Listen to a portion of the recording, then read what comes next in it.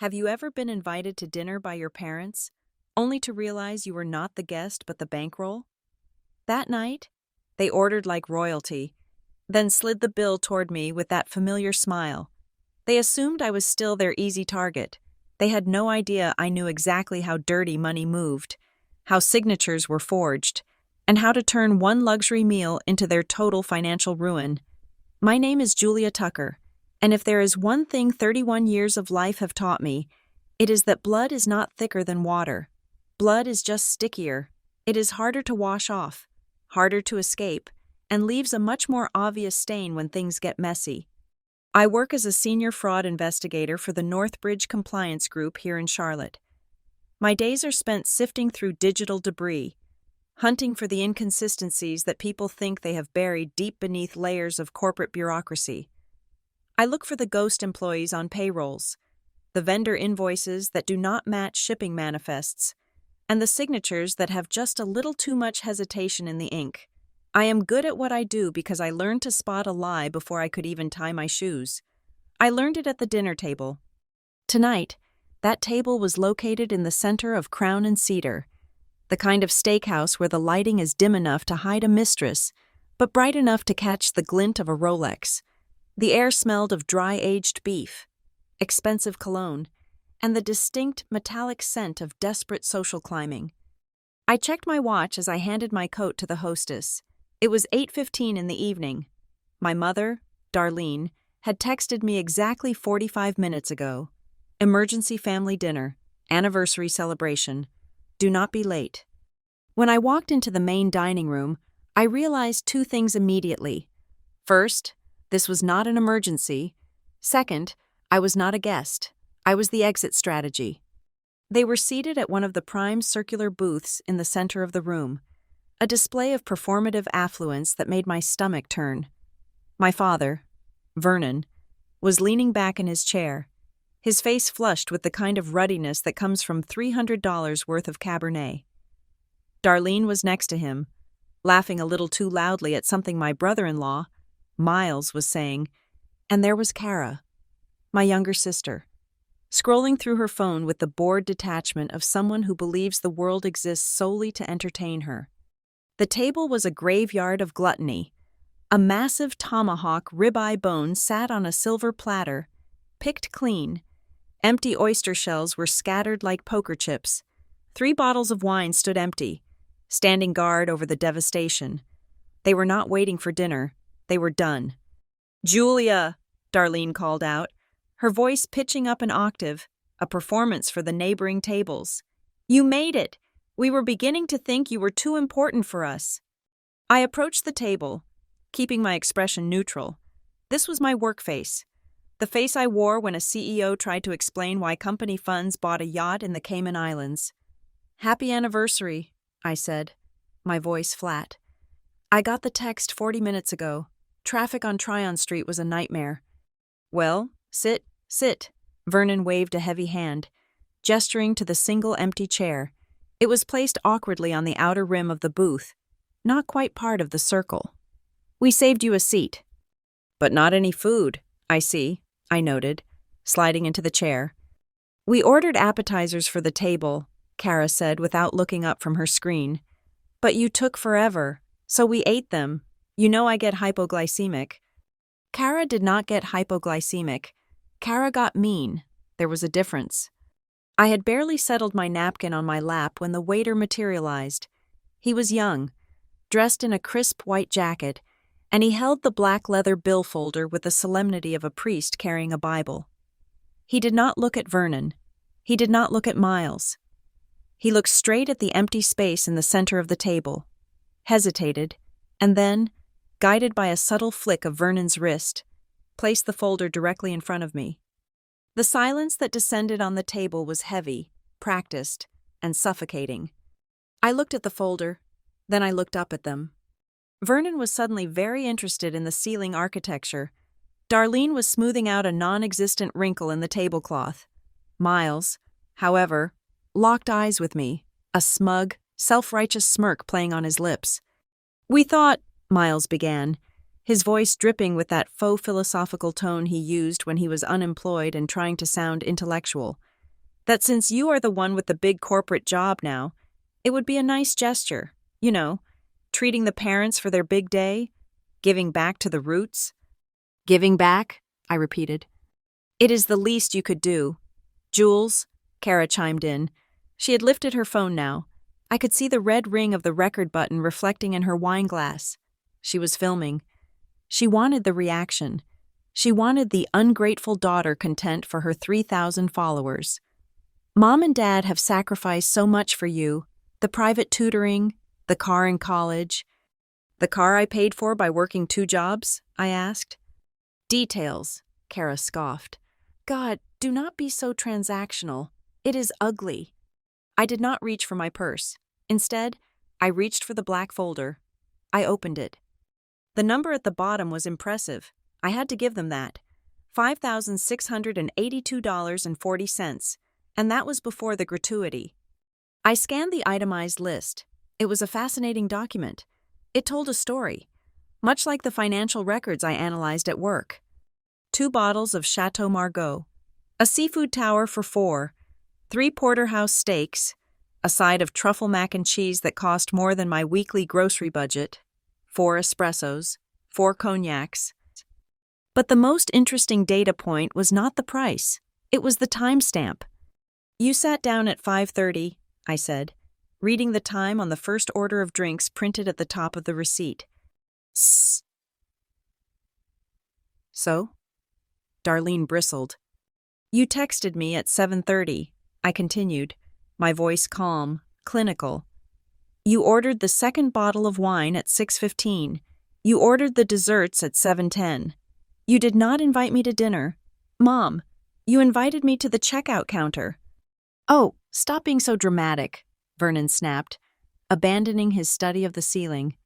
We are a family. Money is fluid in a family. You have it. We enjoyed a meal. What is the problem? Are you really going to make a scene over a few $1,000s? After everything we have done? It is nearly $6,000. Dad, I corrected him, and I have not had a single bite of food. You can have my bread roll, Miles offered, chuckling at his own wit. He pushed a cold, half-eaten roll across the tablecloth. Kara shifted her phone, zooming in on my face. Look at her, she narrated to her invisible audience. Big shot compliance officer, making 6 figures, and she is counting pennies on her parents' anniversary. This is what greed looks like, guys. I looked at Kara's lens, then back at the bill. In my line of work, you learn to detach. You learn that anger is a cloud that obscures the data. If you get mad, you miss the details. And right now, the details were screaming at me. Why this restaurant? Why tonight? Vernon had been complaining about cash flow problems for months. Miles had not held a steady job in 2 years. And yet, here they were, spending $5,000 on a Tuesday night. I closed the folder. No. The word hung in the air, sharp and absolute. Excuse me? Darlene asked, her eyes narrowing. No, I repeated. I am not paying for this. I did not eat it. I did not order it. And I certainly did not agree to it. You selfish little... Vernon started, his face darkening. Lower your voice, Miles hissed, glancing around. Julia, come on. Do not embarrass us. The waiter is watching. The waiter was indeed watching. In fact, he was approaching the table again, but he did not look like he was coming to refill water glasses. He looked anxious. Beside him was a man in a sharp navy suit, the floor manager. I sat back, crossing my arms. I expected them to ask for payment. I expected the manager to politely demand a card, but the manager walked past me and stopped directly between Vernon and Darlene. I apologize for the interruption. Folks, the manager said. His voice was professional, but there was steel underneath it. However, there seems to be an issue with the payment method provided. I frowned. Payment method provided? I had not taken my wallet out. Vernon's face went from red to a pale, sickly gray in the span of a second. Darlene froze, her hand gripping the stem of her wineglass so hard I thought it might snap. What are you talking about? Vernon blustered. though the volume was half of what it had been a moment ago. "We have not paid yet. We were just discussing who was treating." "Sir," the manager said, holding up a small slip of paper, "we attempted to run the card you gave the server at the beginning of the meal for the deposit authorization, the one you said to keep on the tab." Vernon had given a card? Then why the theater of pushing the bill to me? Unless... "The card was declined," the manager continued. "The terminal indicates a pickup status." "That is ridiculous," Darlene shrilled. "Run it again." "We did, ma'am. It is not an insufficient funds decline," the manager explained. He turned his gaze toward me, and for the first time, he looked confused. "The bank flagged the card as stolen and deactivated 3 years ago." My blood went cold, not the hot rush of embarrassment, but the icy chill of realization. "What card is it?" I asked. My voice was quiet, dangerous. The manager looked at the receipt in his hand. "It is a Platinum Rewards card, ending in 4429. The name on the card is Vernon Tucker, but..." He hesitated. "The system notes say it is an authorized user card linked to a primary account holder, a Ms. Julia Tucker." The world seemed to slow down. I looked at my father. I looked at my mother. They were not looking at me. They were looking at the exit. I had added my father as an authorized user on my emergency credit card when I was 22, freshly out of college, thinking I was helping him build his credit back up after his first bankruptcy. But I had closed that account and reported all cards lost when I realized he was buying golf clubs instead of groceries. That was 5 years ago. "You kept the physical card," I said. It was not a question. "You kept the plastic card, even after I told you the account was closed." "I thought maybe you reactivated it," Darlene blurted out, the lie so clumsy it was almost insulting. "We found it in the drawer. We thought it was a sign." "A sign?" I asked. "A sign to spend $6,000 on a card you thought might magically work?" "It works if you pay the bill, Julia," Miles shouted, slamming his hand on the table. "Just give them your new card and fix this. God, why does everything have to be an investigation with you?" "Because this isn't a family dinner," I said, standing up slowly. I picked up the receipt the manager was holding. I looked at the timestamp again. Then I looked at the bottom of the receipt where the server had noted, "Auth attempt manual entry." They had tried to force the card through manually. They knew the chip would not work. They knew. "This is fraud," I said. I looked at the manager. "I am Julia Tucker. That card was reported lost or stolen 5 years ago. I did not authorize this meal. I did not authorize these users, and I certainly am not paying for it." "Julia!" Kara shrieked, finally dropping the phone. "You cannot leave us here. They will call the cops." "Yes," I said, picking up my purse.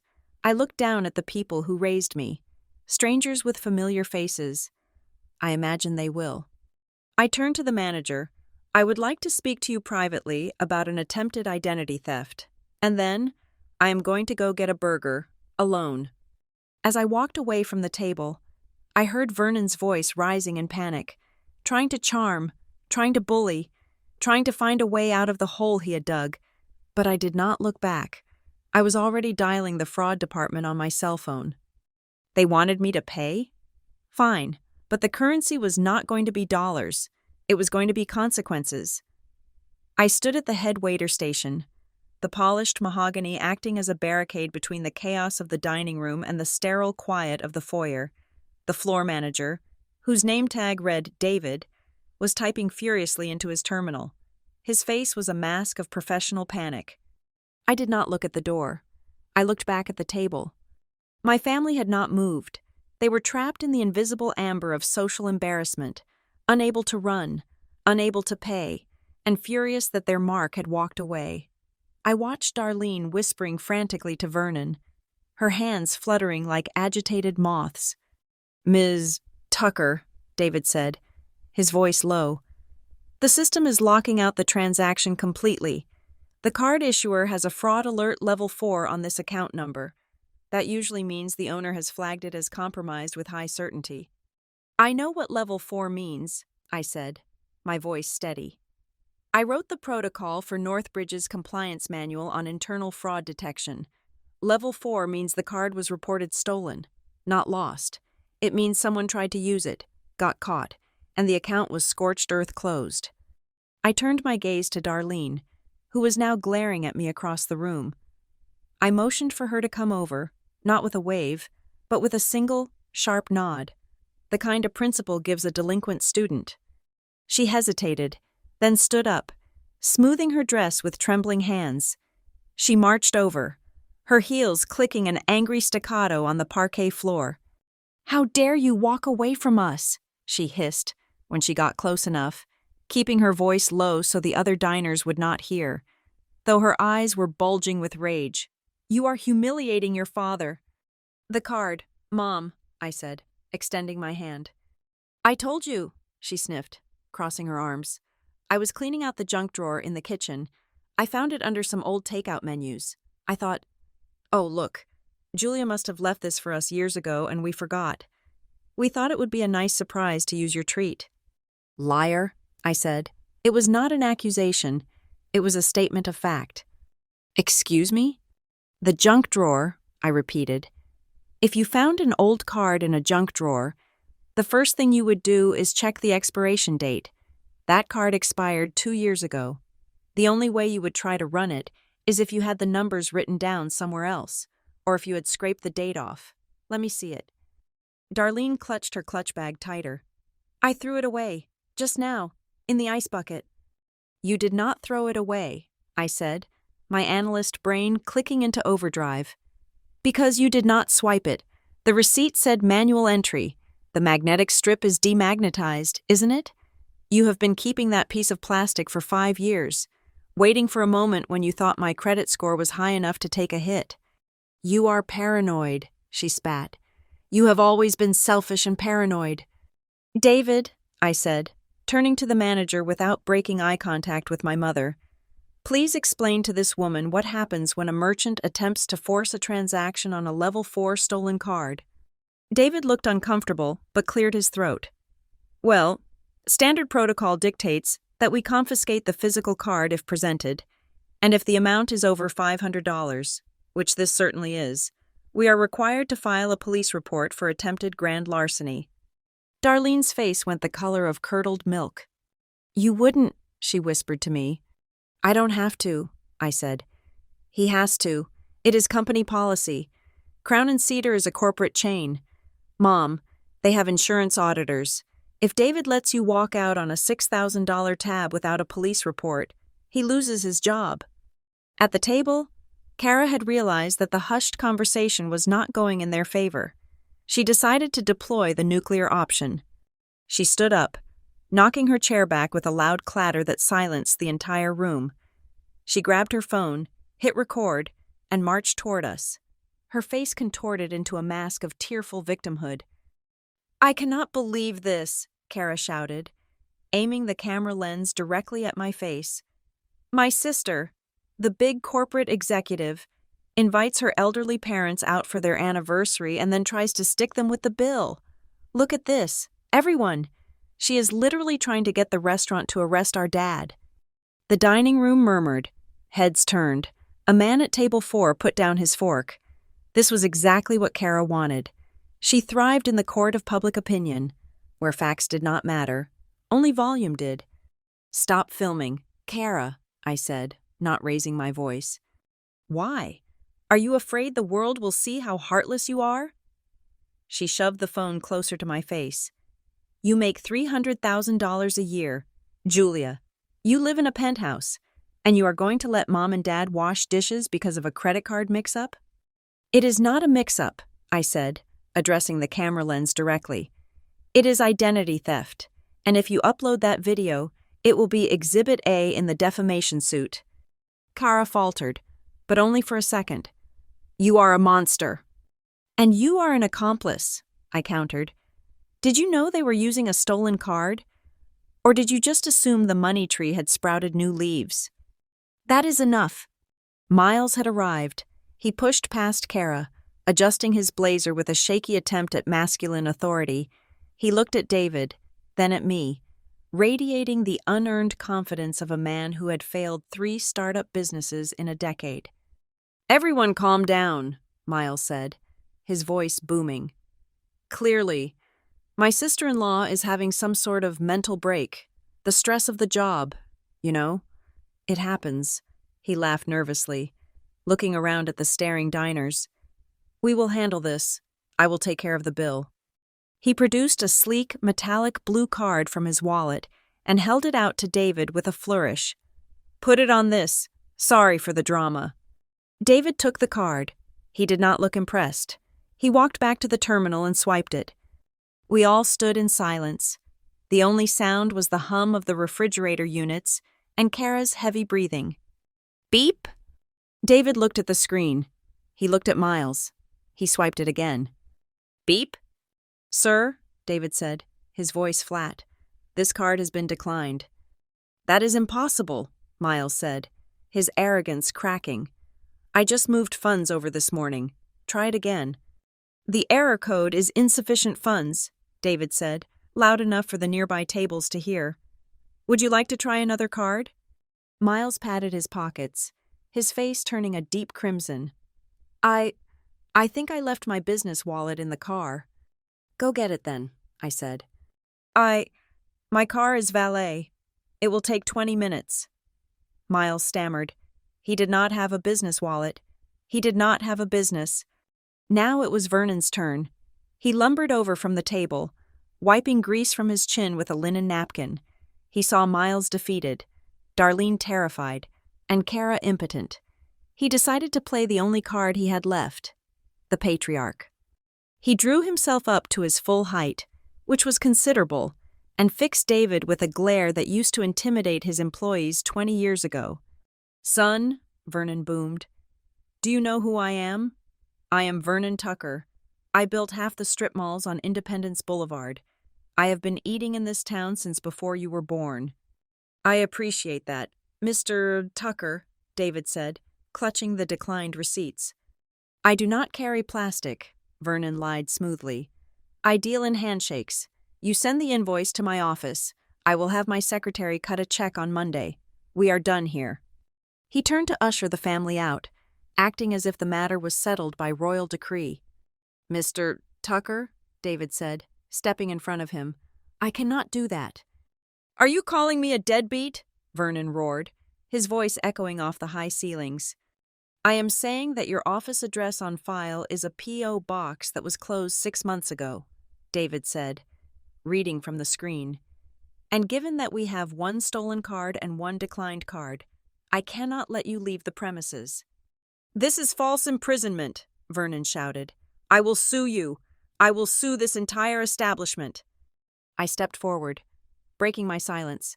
I looked at my father, really looked at him. I saw the fraying cuffs of his shirt, the panic in his eyes that he was trying to drown out with noise. He was not a titan of industry. He was a drowning man trying to stand on my shoulders. "Dad," I said, "stop." "You fix this, Julia," he growled at me, dropping the act. "Fix it, now, or so help me God. You are no daughter of mine."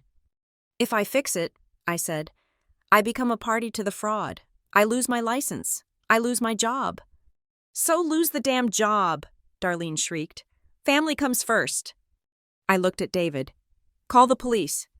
The room went deadly silent.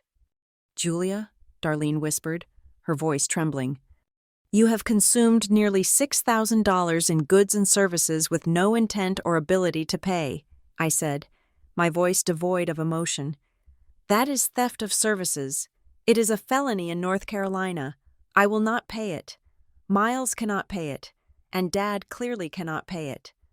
I turned to David. "Officers from the Central Division are usually patrolling Tryon this time of night.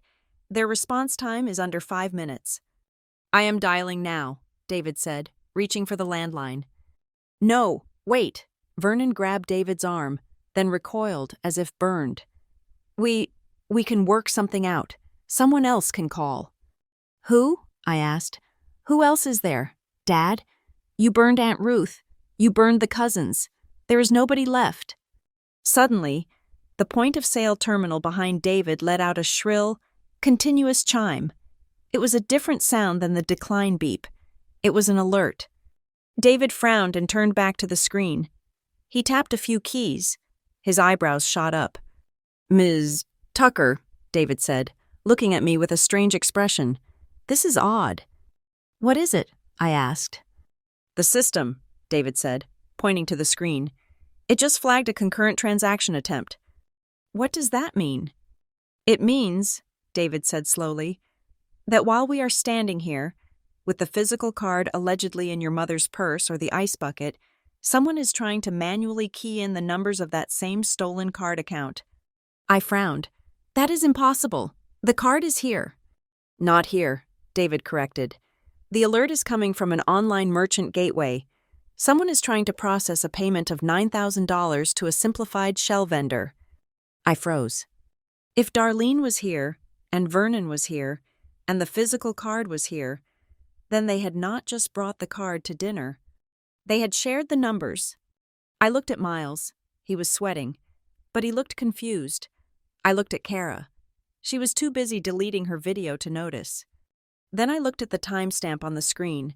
The transaction was attempting to run exactly at 9 o'clock, a scheduled payment. $9,000, I murmured. That is the exact threshold for a structured transfer before it hits the $10,000 federal reporting requirement. I turned to my parents. They did not look confused. They looked terrified, but not of the police anymore. They were terrified because their backup plan, the invisible one running in the background, had just triggered an alarm. "Who else has the numbers?" I demanded, stepping closer to Vernon. "Who is running the back end?" "I do not know what you are talking about," Vernon stammered, but his eyes darted to his phone, which was vibrating on the table behind him. "You did not just want a free dinner," I realized, the horror of it washing over me. "The dinner was the distraction. You got me here, hoping I would validate the card or pay the bill. So the bank's algorithm would see a legitimate location and authorize the big hit happening in the background. It was brilliant, it was evil, and it was something only a seasoned con artist would think of." "David," I said, my voice hard as diamond, "do not just call the police. Call the Financial Crimes Unit. Tell them we have a live wire fraud in progress." Vernon slumped into the nearest chair, burying his face in his hands. Darlene started to sob, ugly, gasping sounds. But I did not feel pity. I felt the cold, sharp clarity of the hunt. The dinner was over. The investigation had just begun. The fallout from the dinner did not happen in a courtroom or a police station, at least not immediately. It happened on a 6-inch screen, illuminated by the harsh glow of a ring light. By 8 o'clock the next morning, my sister Kara had uploaded the narrative she wanted the world to believe. I sat in my home office, a converted sunroom in the back of my house, and watched the video on my secondary monitor. I had a cup of black coffee in one hand and a secure hard drive in the other. On the screen, Kara was crying. It was a masterful performance. She had clearly done her makeup and then strategically ruined it with water droplets to simulate fresh tears. "I just do not understand how someone could be so cruel," Digital Kara sobbed, wiping her eye with the sleeve of a cashmere sweater that I knew for a fact our father had paid for. "We just wanted to celebrate Mom and Dad's 35th anniversary. We went to this nice place, and my sister, she is this big, powerful corporate executive. She invited us, and then she tried to get our dad arrested over a bill she promised to pay. She literally left our parents there to wash dishes. Who does that to their own family?" The video had been up for 9 hours. It had 42,000 views. I scrolled down to the comments section. It was a cesspool of reactive rage. "Expose her. What is her name?" Wrote User Justice, Warrior 7. "Typical corporate psychopath. Bet she steals from her company too." Wrote another, "Someone needs to find where she works and get her fired." Suggested a third. They were calling for blood. My blood. They wanted to destroy my career, my reputation, and my life, all based on a 60-second clip edited by a 24-year-old who had never paid a utility bill in her life. I did not type a reply. I did not report the video for harassment. I did not call Kara to scream. In my line of work, we have a saying: emotion is noise, data is signal. Kara was making noise. She was trying to create a smokescreen so thick that I would be too busy defending my reputation to notice what was happening behind the curtain. I took a sip of coffee and minimized the browser window. Then, I opened my forensic accounting software. If they wanted a war, I would not fight it on TikTok. I would fight it in the ledger. I started with the public records. Vernon Tucker, my father, the man who had tried to bluff a restaurant manager with a defunct business address. I pulled his credit profile, cross-referencing it with the court judgments database. The picture that formed was not just bleak, it was catastrophic. Vernon was not just broke. He was underwater by nearly $3 million. The real estate empire he bragged about was a house of cards held together by high-interest bridge loans and desperation. I saw 3 separate liens against his primary residence filed in the last 6 months. I saw a foreclosure notice on a commercial property that had been stayed by a bankruptcy filing I did not even know existed. He was hemorrhaging money, but where was it going? I traced the outflows. It took me 2 hours to untangle the web of shell accounts he had set up. He was clumsy, using his own initials or variations of his birth date for account names. It was almost insulting how easy it was to crack. And then I found the drain. Miles, my brother-in-law, the man who had tried to pay for dinner with an empty card, was the recipient of a steady, rhythmic stream of cash. It was not a salary, it was not a loan, it was a lifeline. $500 here, $2,000 there, $750 on a Tuesday. It looked chaotic, but to a fraud investigator, it was a pattern, it was structuring. They were keeping the transfers just low enough to avoid triggering automatic suspicious activity reports at the bank level, or so they thought. But when you aggregated the data over 12 months, the total was staggering. Vernon had transferred nearly $80,000 to Miles in the last year alone. Why? Miles did not have a job. Kara did not work. They were living entirely on my father's ruin. But there was something else, a darker shade of gray in the data. I looked at the transaction that had triggered the alert at the restaurant the night before. The $9,000 manual entry. It was clumsy, desperate, but it was directed to a vendor listed as Vantagem Point Consulting. I ran a background check on Vantagem Point. It was a registered LLC with an address in a strip mall in a neighboring county. The registered agent? Miles. My stomach turned. They were not just mooching off Vernon, they were cannibalizing him. Miles was creating fake invoices, and Vernon was paying them, likely using credit lines he obtained by fraud. Fraud like using my old credit card. It was a closed loop of destruction. Vernon was stealing to pay Miles, who was stealing from Vernon. And now, the well was dry. That was why they needed me. The dinner at Crown and Cedar was never about the anniversary. It was a stress test. They needed to see if I was pliable, if I had paid that bill without a fight.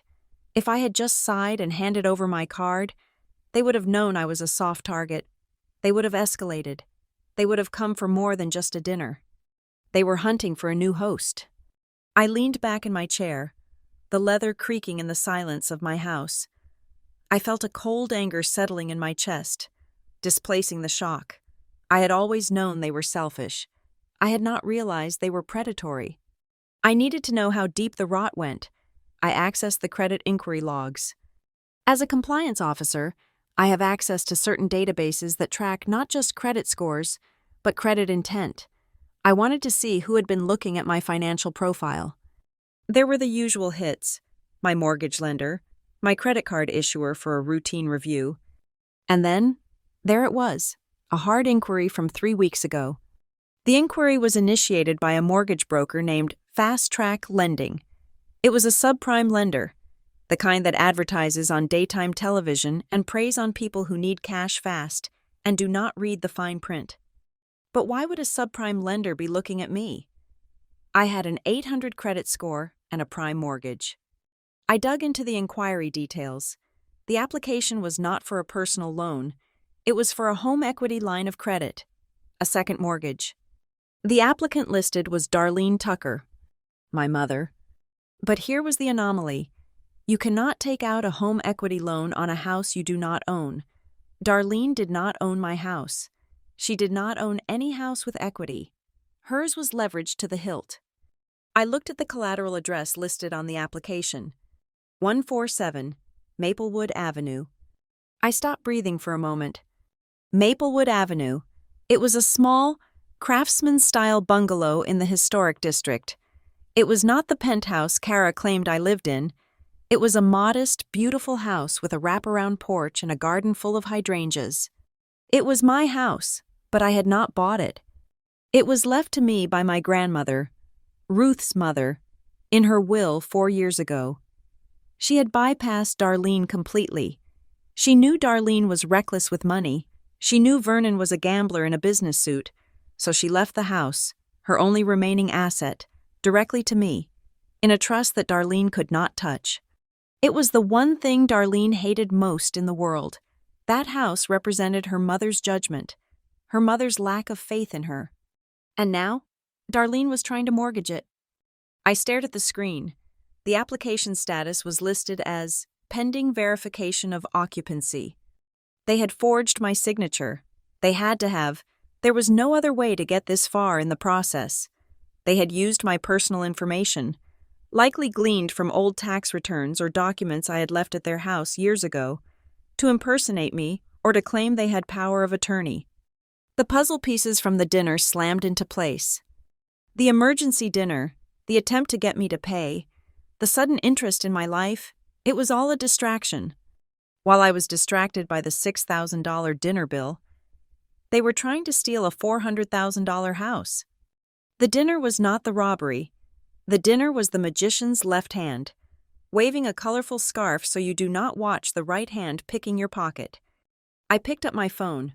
I had missed calls from 3 unknown numbers, reporters, likely, and 12 texts from Miles, ranging from faux apologetic to threatening. I ignored them all. I opened my banking app and locked every single account I had.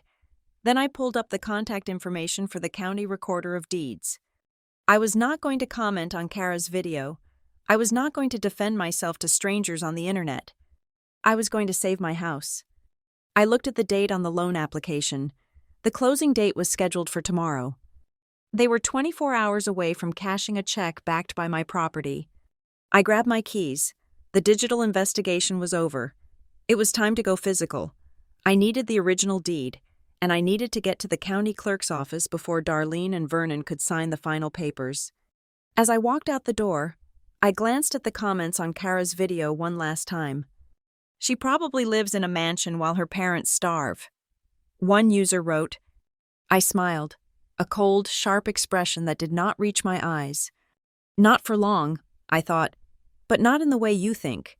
The document on my screen was a PDF, scanned in high resolution, but to me, it looked like a smoking gun lying on a crime scene floor. I had spent the last hour digging through the county clerk's digital archives, using the application number I had scraped from the lender's portal. I needed to know how they did it. How did Darlene and Vernon think they could mortgage a house that belonged to me? I expected to find a forgery, a clumsy attempt to trace my name over a light box. What I found was worse. It was a ghost. The document was titled, Durable General Power of Attorney. It was dated 13 years ago. I zoomed in on the signature line at the bottom of the last page. There it was. Julia Marie Tucker. The ink was blue ballpoint. The pressure was heavy on the downstrokes. It was my signature. There was no denying that. The slant was correct. The spacing was correct. But it was wrong. I stared at the capital J. It had a large, looping flourish at the top, a dramatic curl that pulled back toward the left. I looked at the lowercase I. It was dotted not with a simple point, but with a small, open circle. I had not signed my name like that since I was a senior in high school.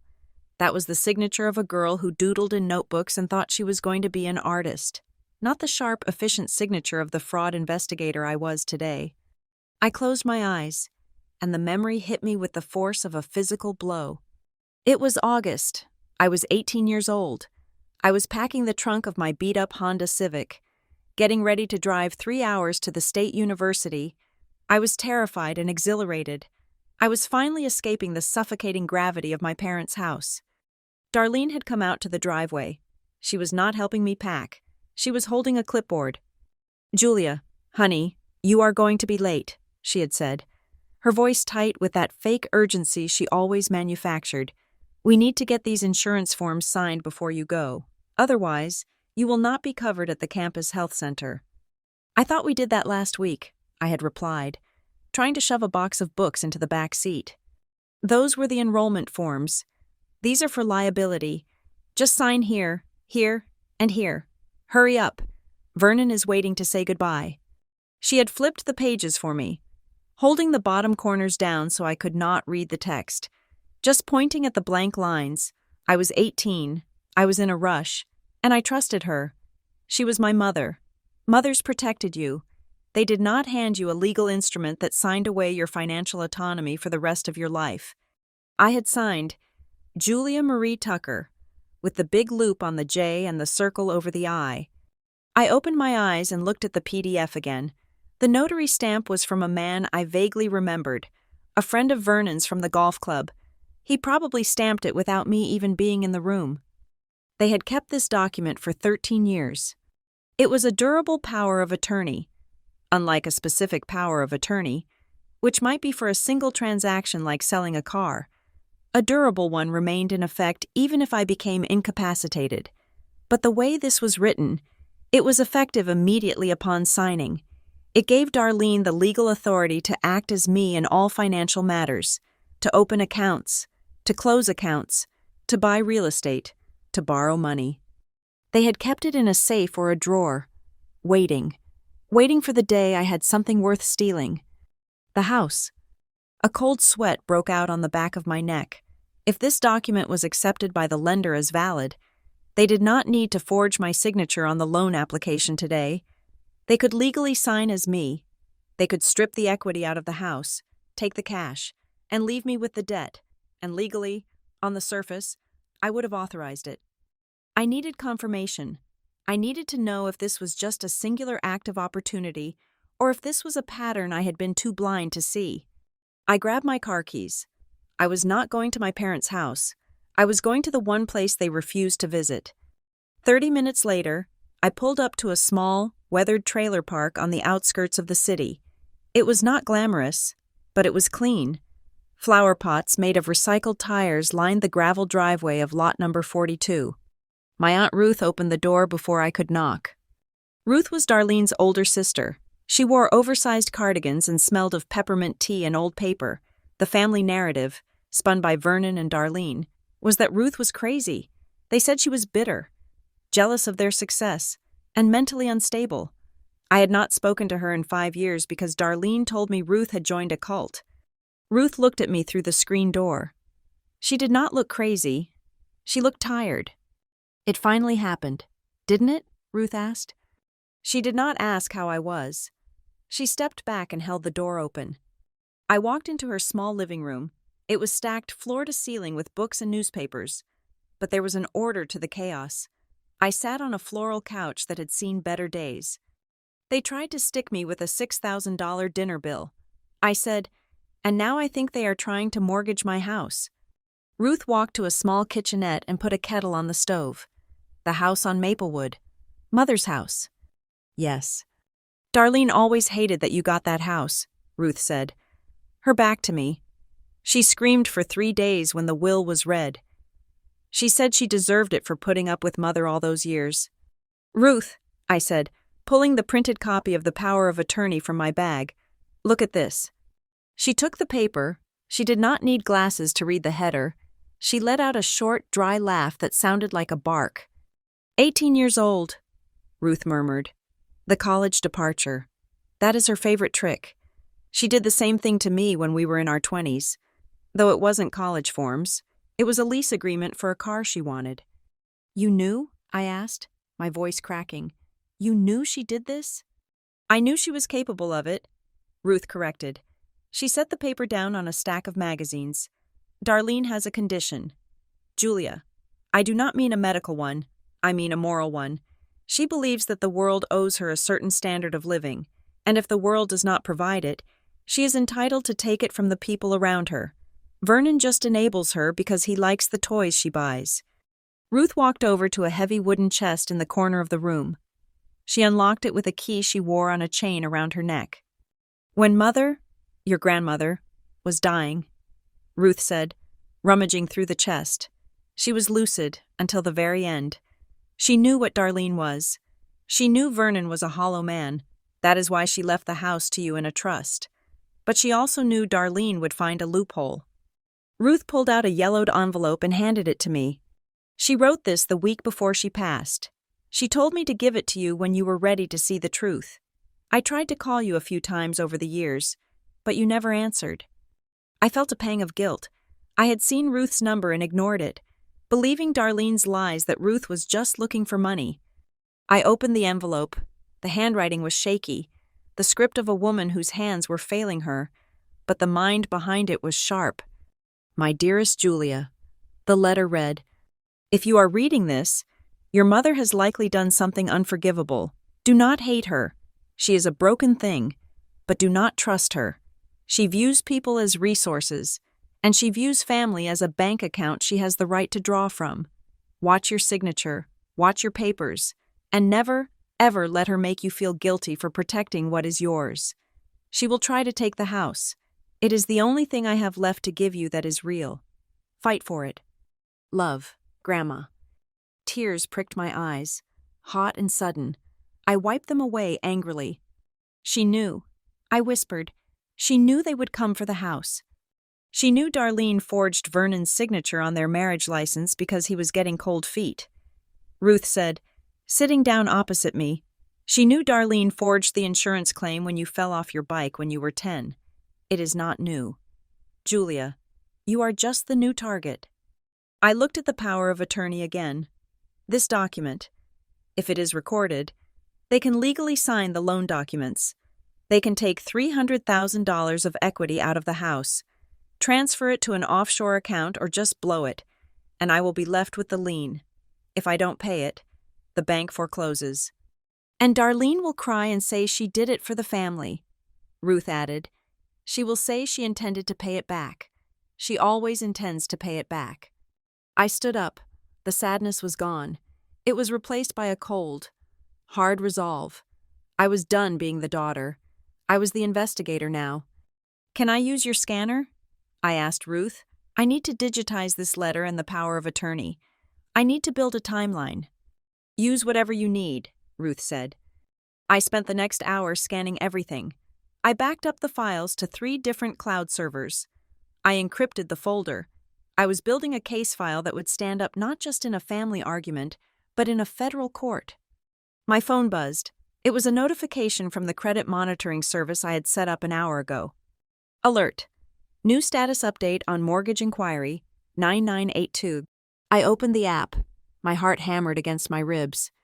The status had changed from pending verification to final approval. And below that, a terrifying line of text. Disbursement scheduled. 48 hours. They had bypassed the interview. They must have used the power of attorney to waive the in-person closing or hired a mobile notary who was in on the scam. The lender was preparing to wire the funds. I had 2 days. 2 days before my parents stole my inheritance. 2 days before they saddled me with a debt that would ruin me. I looked at Ruth. They are closing the loan, I said, in 48 hours. Ruth took a sip of her tea. Then you better stop them. I am not just going to stop them, I said, grabbing my bag. I am going to catch them. I walked out of the trailer into the bright afternoon sun. The air felt different now. It was no longer the air of a victim. It was the air of a hunter laying a trap. I dialed the number for the Northbridge Legal Department. I needed a lawyer, but not for defense. I needed a shark. This is Julia Tucker. I said when the line connected, I need to file an emergency injunction, and I need to draft a revocation of power of attorney. Immediate effect. The woman on the other end asked for the reason. Fraud, I said, grand larceny, and familial betrayal. I hung up and got into my car. I looked at the digital copy of the power of attorney one last time. You want to use my name? I thought, fine, I will make sure everyone knows exactly what that name stands for. I put the car in gear. The clock was ticking. 48 hours. Northbridge Compliance Group was my fortress. It was a world of glass walls, silenced carpets, and air conditioned to a crisp 68 degrees. It was a place where logic ruled, where emotions were liabilities, and where access was strictly controlled by keycards and biometric scanners.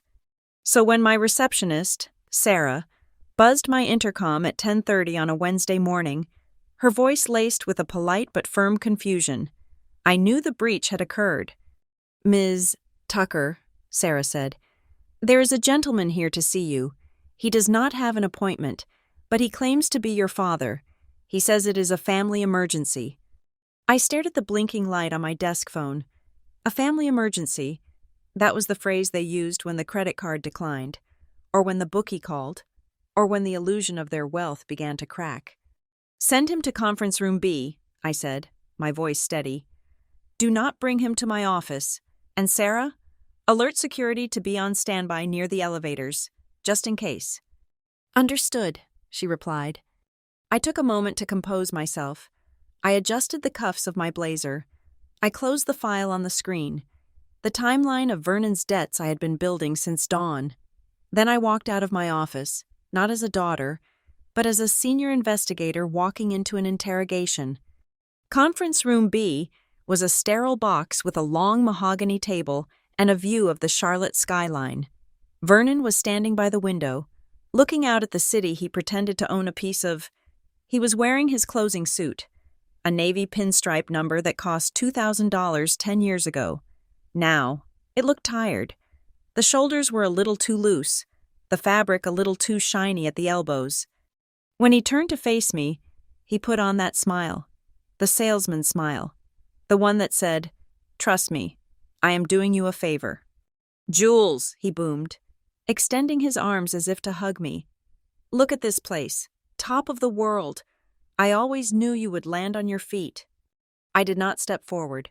I stayed by the door, my hand resting on the polished handle. "Sit down, Dad," I said. He faltered, his arms dropping to his sides. "Right, down to business. I like that. You get that from me." He sat at the head of the table. I sat 3 chairs away, creating a zone of distance that was both physical and psychological. "What do you want?" I asked. "I have a meeting in 20 minutes. "I have an opportunity for you," Vernon said, leaning forward. He reached into his leather briefcase, the one with the broken clasp, and pulled out a thick manila folder. "I know things got a little heated at dinner last night. Emotions were high. The anniversary, the wine. You know how your mother gets." "You tried to commit felony fraud," I said. "Misunderstanding." Vernon waved his hand dismissively. "Technical glitch. But listen, that is small potatoes. I am here about the big picture. I am putting together a deal, a commercial development out on the West Highway. Mixed use, retail on the bottom, luxury condos on top. It is a gold mine. Julia." He slid a document across the table. "I need a temporary guarantor," he said, his voice dropping to a conspiratorial whisper. "Just for the bridge financing. The primary lender is already on board, but they need a second signature to release the liquid capital. I thought of you immediately. It is a chance for you to get in on the ground floor. I will give you 5% equity just for signing." I looked at the document. It was not a partnership agreement. It was a personal guarantee and indemnification agreement. I picked up the paper. It was heavy stock, professional grade, but as I held it up to the light, angling it slightly, I saw something that made my blood run cold. On the signature line, there were faint indentations. Someone had placed another piece of paper on top of this one and written on it with heavy pressure. They had been practicing a signature. My signature. I could see the ghost of the loop on the capital J. I could see the circle over the I. They had been sitting at their kitchen table, probably this morning, tracing my old signature over and over again, trying to get the muscle memory right before they forged the real loan documents for the house. This paper in front of me was not the deal. This was the test run. He wanted to see if I would sign it so he could compare it to the forgery they were about to use on the mortgage, or worse, He wanted a legitimate sample of my current signature to update their fraud. "You want me to sign this?" I said, my voice flat. "It is standard procedure," Vernon said, sweating slightly. "Just a formality." "This is an unlimited personal guarantee," I said, reading the text. "It makes me personally liable for the entire principal amount of $200,000 if the borrower defaults, and the borrower listed is Bantigam Point Consulting, Miles's shell company." "It is just a holding company," Vernon said quickly, "for tax purposes." "I am not signing this, Dad." I slid the paper back across the table. Vernon's face changed. The salesman vanished, replaced by the desperate, angry man I had seen at the restaurant. "You are making a mistake," he said, his voice hardening. "This is family money. We are trying to build something here. Why do you have to be so difficult? You have everything. Julia, look at this office. Look at your clothes. And you will not help your own flesh and blood get a leg up?" "Help?" I laughed. A sharp, humorless sound. "Is that what you call it?" I opened the notebook I had brought with me. 2015, I read. "You told me you needed $4,000 for emergency dental surgery. I paid it directly to your account. 2 weeks later, you posted photos from a cruise to the Bahamas. You never had surgery." Vernon's jaw tightened. I needed a vacation. The stress was killing me. 2017, I continued. "You said Mom's car was repossessed. I paid $3,500 to get it back.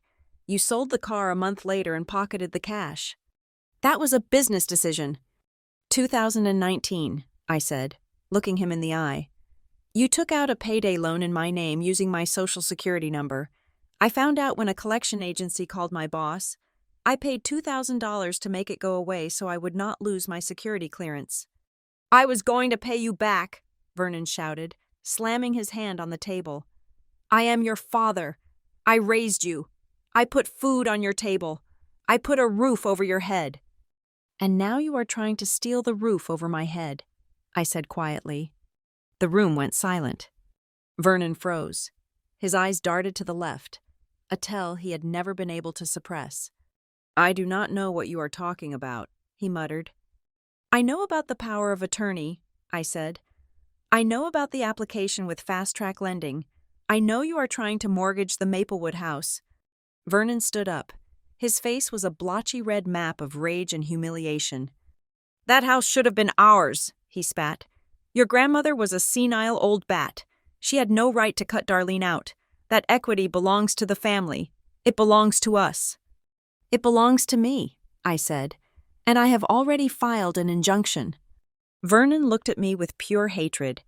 It was a look I had seen him give to creditors, to business partners he had cheated, to anyone who stood between him and the money he felt he was owed, but I had never seen him directed at me. "You think you are so smart," he sneered. "You think you can stop us with a few phone calls? You have no idea how the real world works. Julia, you hide in this tower with your little spreadsheets, but out there, it is survival of the fittest." "I am surviving, Dad," I said. "You are the one drowning." I pressed the button on the underside of the table. "What are you doing?" he demanded. "I am calling security," I said. "You are trespassing, and since you just admitted to conspiracy to commit mortgage fraud in front of a witness," I pointed to the small black dome in the corner of the ceiling, "I suggest you leave before the police arrive." Vernon looked at the camera, then back at me. He grabbed his briefcase. "You will regret this," he hissed. "You are going to come crawling back to us when you have no one left. You will be alone. Julia, just like Ruth." "I would rather be alone than be a victim," I said.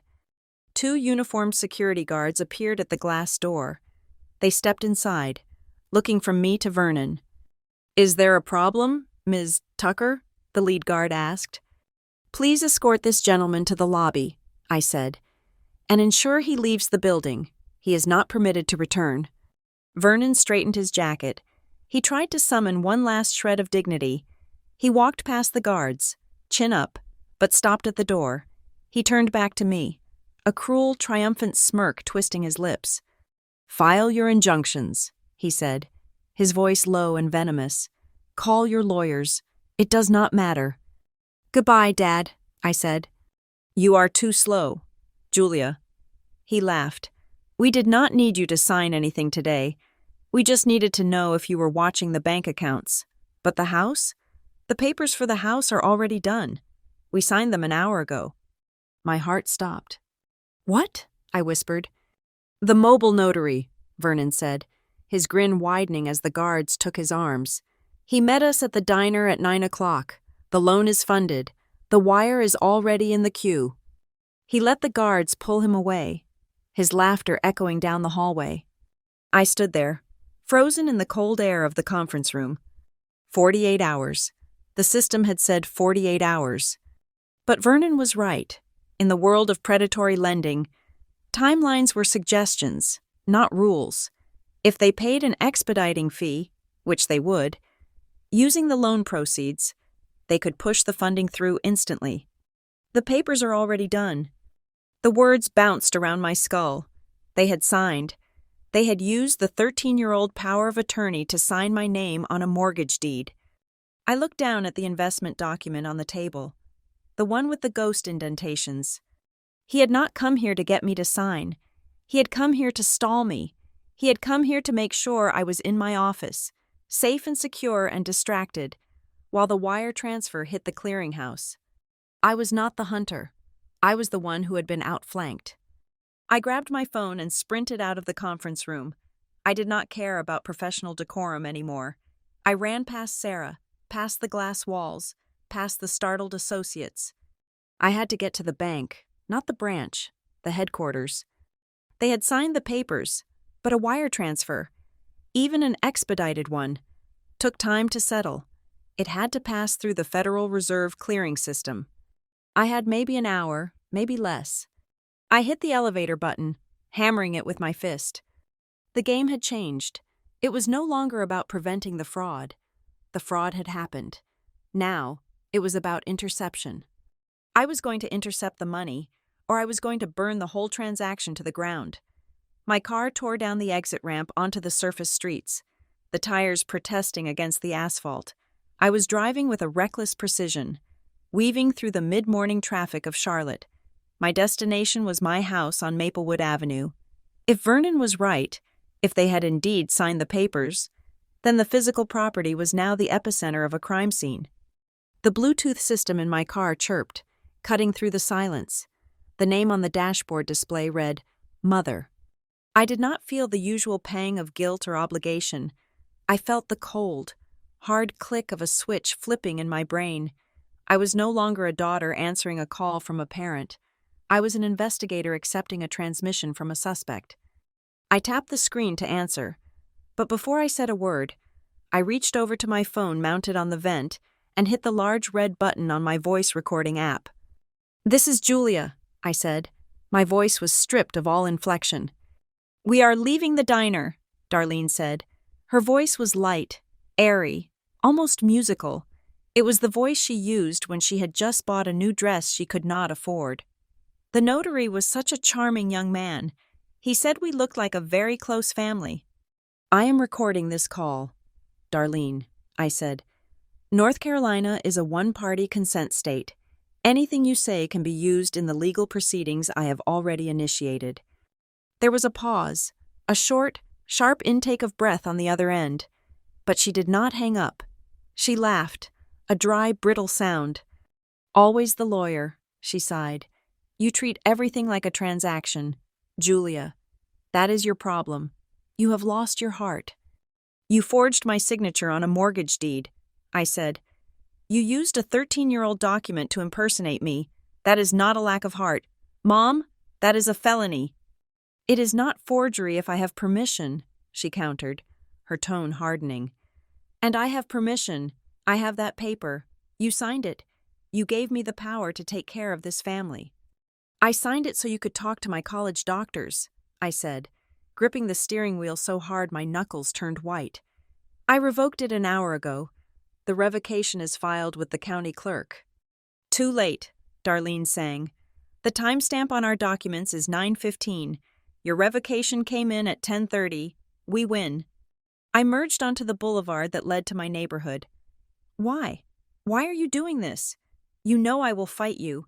You know I will drag this out until the money is gone and you are in jail. Because you owe us, Darlene screamed. The sudden shift in volume made me flinch. We sacrificed everything for you. Vernon worked his fingers to the bone. I gave up my modeling career to raise you. And what do we get? You sit in that ivory tower with your stock options and your fancy dinners, and you let us drown? You let your sister wear last season's clothes while you hoard a house you didn't even pay for? Grandma left that house to me, I said, because she knew you would sell it to pay for Vernon's gambling debts. She was senile, Darlene spat. That house is family property. It is equity. It is sitting there, doing nothing, just rotting. While we have bills to pay, we are just unlocking the value. We are taking what is rightfully ours. It is not yours, I said. It is mine, and the bank will know that. I will call them. I will tell them the security questions were compromised. Oh, Julia, Darlene said, her voice dropping to a whisper that sent a shiver down my spine. Do you really think that will work? Who do you think set up your first bank account? Who knows the name of your first pet? It was Buster, the golden retriever we got you when you were 7. Who knows the street you grew up on? Who knows your mother's maiden name? My stomach dropped. Identity theft usually requires hackers to dig through trash or buy data on the dark web. But familial fraud? Familial fraud is seamless. She did not need to hack me. She was the source code. She knew every answer to every security question because she was there when the memories were made. She had weaponized my childhood against me. I passed the verification. Julia, Darlene gloated. I answered every single question the bank asked. As far as they are concerned, I am you, and honestly, I was more charming than you have ever been. The money won't clear, I said, trying to sound more confident than I felt. The wire takes time. Vernon knows a guy, she said vaguely. It is being routed through a private lender first, cash on the barrelhead. By the time you get a judge to listen to you, the money will be in an account in the Cayman Islands, and we will be on a beach. And you? You will have the debt. Consider it your contribution to the family retirement fund. I will put you in prison, I said. You won't, she replied confidently. You are too afraid of scandal. You won't want the people at Northbridge to know your mother is a felon. You will pay it, just like you paid the dinner bill, just like you always pay. She hung up. The silence in the car was deafening. I was shaking, not with fear, but with a pure, white-hot rage. She was counting on my shame. She was betting that I would eat a $300,000 loss just to keep my reputation clean. She was wrong. I did not care about my reputation anymore. I cared about survival. I turned onto Maplewood Avenue. The street was quiet, lined with old oak trees that dappled the pavement with shadow. I drove past the neighbors' manicured lawns. My eyes locked on number 147. My house? It looked the same as it had when I left this morning. The white siding was crisp. The hydrangeas were blooming blue and purple by the porch steps. The porch swing moved gently in the breeze. But something was wrong. There was a car in the driveway, a red convertible, a car I recognized. It was Miles's car, the one he claimed was in the shop when he couldn't pay for dinner. I slammed the brakes and parked my car haphazardly on the curb. 2 wheels up on the grass. I didn't care. I got out, leaving the door open, and marched up the walkway. My heart was hammering against my ribs like a trapped bird. This was my sanctuary. This was the one place on earth that was mine. The one place where I did not have to be the fixer, the payer, or the adult. It was the home my grandmother gave me to keep me safe from them. I reached the front door. I jammed my key into the lock. It didn't turn. I frowned, jiggling it. Maybe I was just shaking too much. I pulled it out and tried again. It slid in only halfway and hit a blockage. I looked closely at the hardware. The brass was shiny, too shiny. There were fresh wood shavings on the threshold, tiny curls of timber that had not been swept away. They had changed the locks. In the 3 hours since I left for work, They had brought a locksmith here. They must have used the forged deed or the power of attorney to prove ownership. "Open the door!" I shouted, pounding on the wood with my fist. "I know you are in there!" I heard movement inside. Footsteps. Slow, deliberate footsteps approaching the door. The lock clicked. The deadbolt slid back with a heavy thud. The door swung open. Kara stood in the entryway. She was wearing one of my silk robes, the one I bought in Paris 3 years ago. She held a glass of my expensive Pinot Noir in her hand. She looked comfortable. She looked settled. She looked like she lived there. "Hey, sis," Kara said, swirling the wine in the glass. She leaned against the doorframe, blocking my entry. "You are home early? Rough day at the office?" "Get out," I said, my voice shaking. "Get out of my house." "Your house?" Kara raised an eyebrow. She took a sip of wine, leaving a red lipstick stain on the rim. "I don't think so. Dad just sent me the PDF. The title transfer was recorded at 10:15. Technically, this is an asset of the Tucker Family Trust now, and since I am a beneficiary—" She smiled, a cruel, satisfied curling of her lips. "I think you are trespassing." I tried to push past her, but she didn't move. She stood her ground, emboldened by the paperwork she believed made her invincible. "Don't cause a scene, Julia," Kara said, looking past me at the street. "Mrs. Higgins is watching from her porch. You wouldn't want the neighbors to see the high and mighty Julia Tucker brawling on the front lawn, would you?" I looked over my shoulder.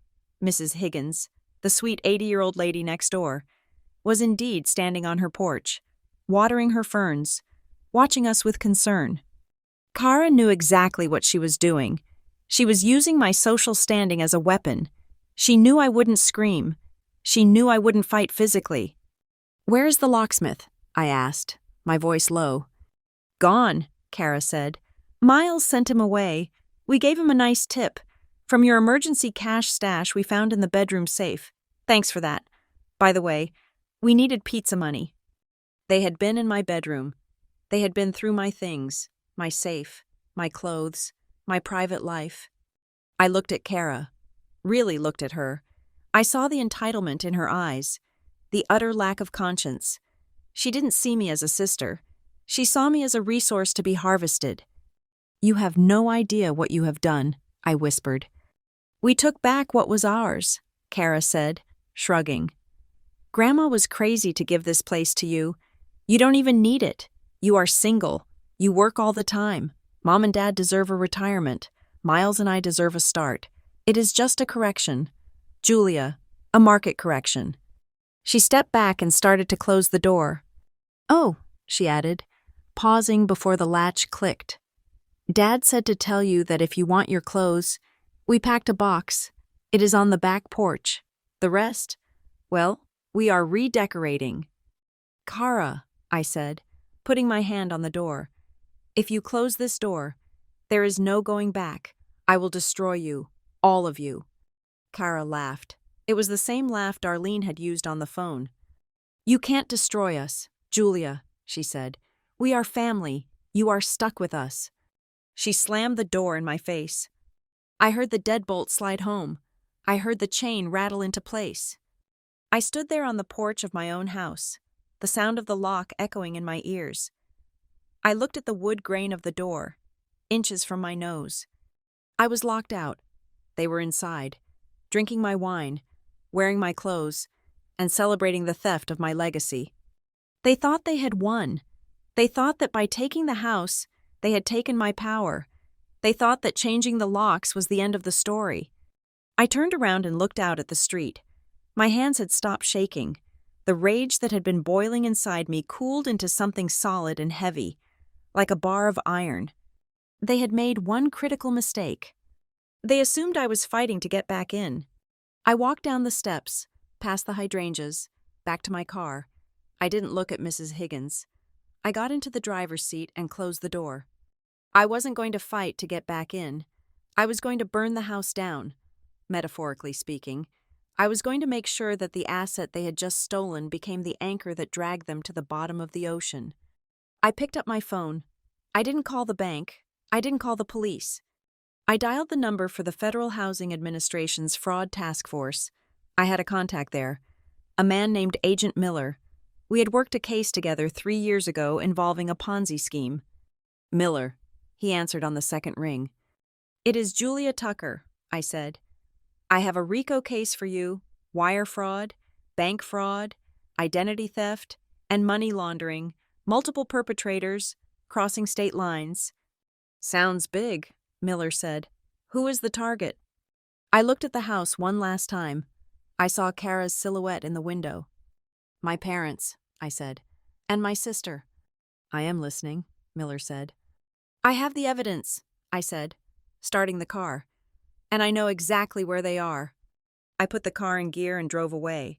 I didn't have a house anymore, but I had a mission, and unlike my family, I never missed a payment.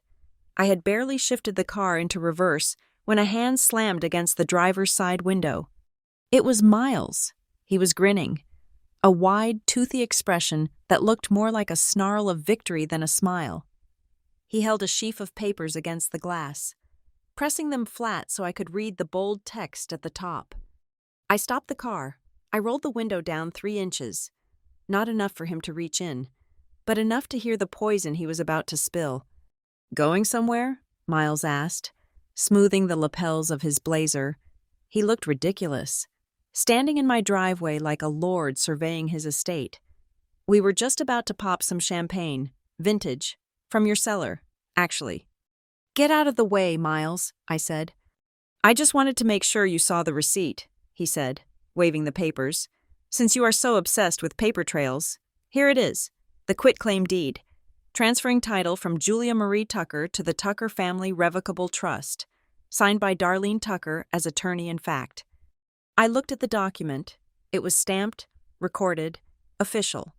In the eyes of the county clerk, who processed thousands of these a day without looking at the context, it was a valid transfer. You know this is voidable, I said, my voice steady despite the adrenaline coursing through my veins. It is a textbook breach of fiduciary duty. A power of attorney cannot be used for self-dealing. You cannot use my authority to gift my assets to a trust where you and Kara are the beneficiaries. It is theft, Miles, just with more paperwork. Miles laughed. He leaned in close to the gap in the window. You are thinking like a law student. Julia, try thinking like a defendant. Sure, maybe a judge agrees with you, eventually. But how long will that take? 2 years? 3? In the meantime, we have possession. Possession is 9/10 of the law, right? By the time you get a court order, we will have stripped the equity, spent the cash, and maybe, I don't know, accidentally left a candle burning. The threat hung in the humid air. He wasn't just threatening to steal the house, he was threatening to destroy it if I tried to take it back. You are talking about arson, I said.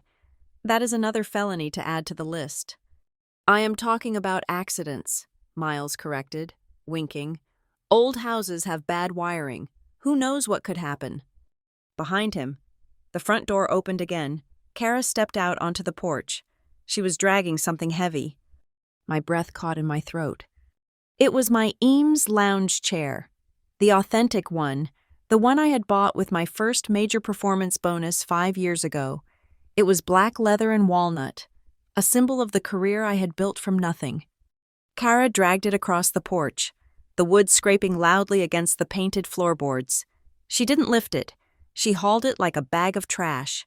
When she reached the edge of the stairs, she shoved it. The chair tumbled down the concrete steps. I heard the sickening crack of the walnut shell hitting the pavement. It landed upside down on the walkway. One of its legs bent at a grotesque angle. Oops, Kara called out, her voice dripping with mock innocence. Sorry. Jules, we are making space. This mid-century modern look is so sterile. We are going for something more cozy, more family-oriented. She looked at Miles and giggled. Bring the sledgehammer from the garage. Babe, I think this wall between the kitchen and the living room needs to go. I want an open concept. I gripped the steering wheel. My fingernails dug into the leather cover.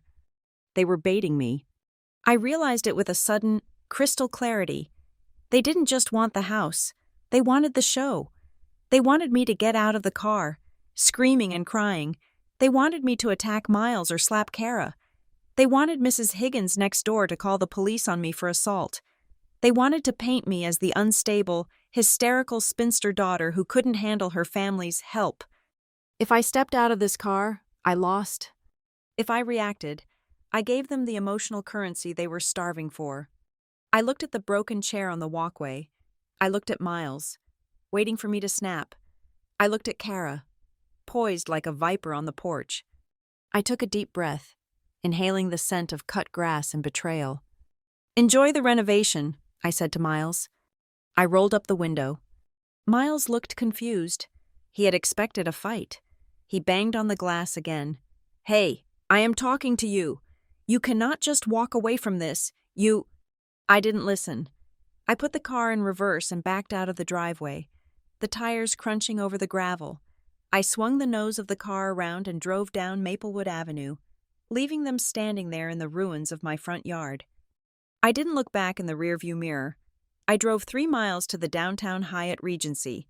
I pulled into the parking garage, took my laptop bag, and checked into a room on the 14th floor. "Do not disturb," I told the front desk clerk, "under any circumstances." Once I was in the room, I didn't cry, I didn't pace. I sat at the desk, plugged in my laptop, and went to work. My first move was defensive. I had to assume Darlene was telling the truth, that she had the answers to my security questions. That meant every digital lock I had was compromised. I logged into my primary banking portal. It was 11:30 in the morning. I bypassed the forgot password option, which would likely ask for my mother's maiden name. Instead, I called the bank's fraud division directly, using a priority number I had from my work contacts. "This is Julia Tucker," I said when the operator picked up. "I need to place a verbal freeze on all accounts linked to my Social Security number. I am declaring a familial identity compromise. The perpetrator has access to my biographical data." "We can freeze it, Ms. Tucker," the voice on the line said. "But that will lock you out too. You will have to come into a branch with 2 forms of ID to unlock it."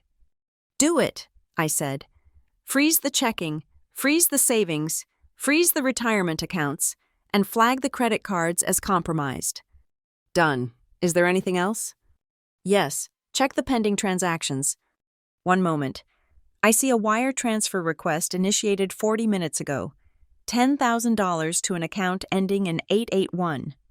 Miles's account. They were testing the waters." "Cancel it," I ordered.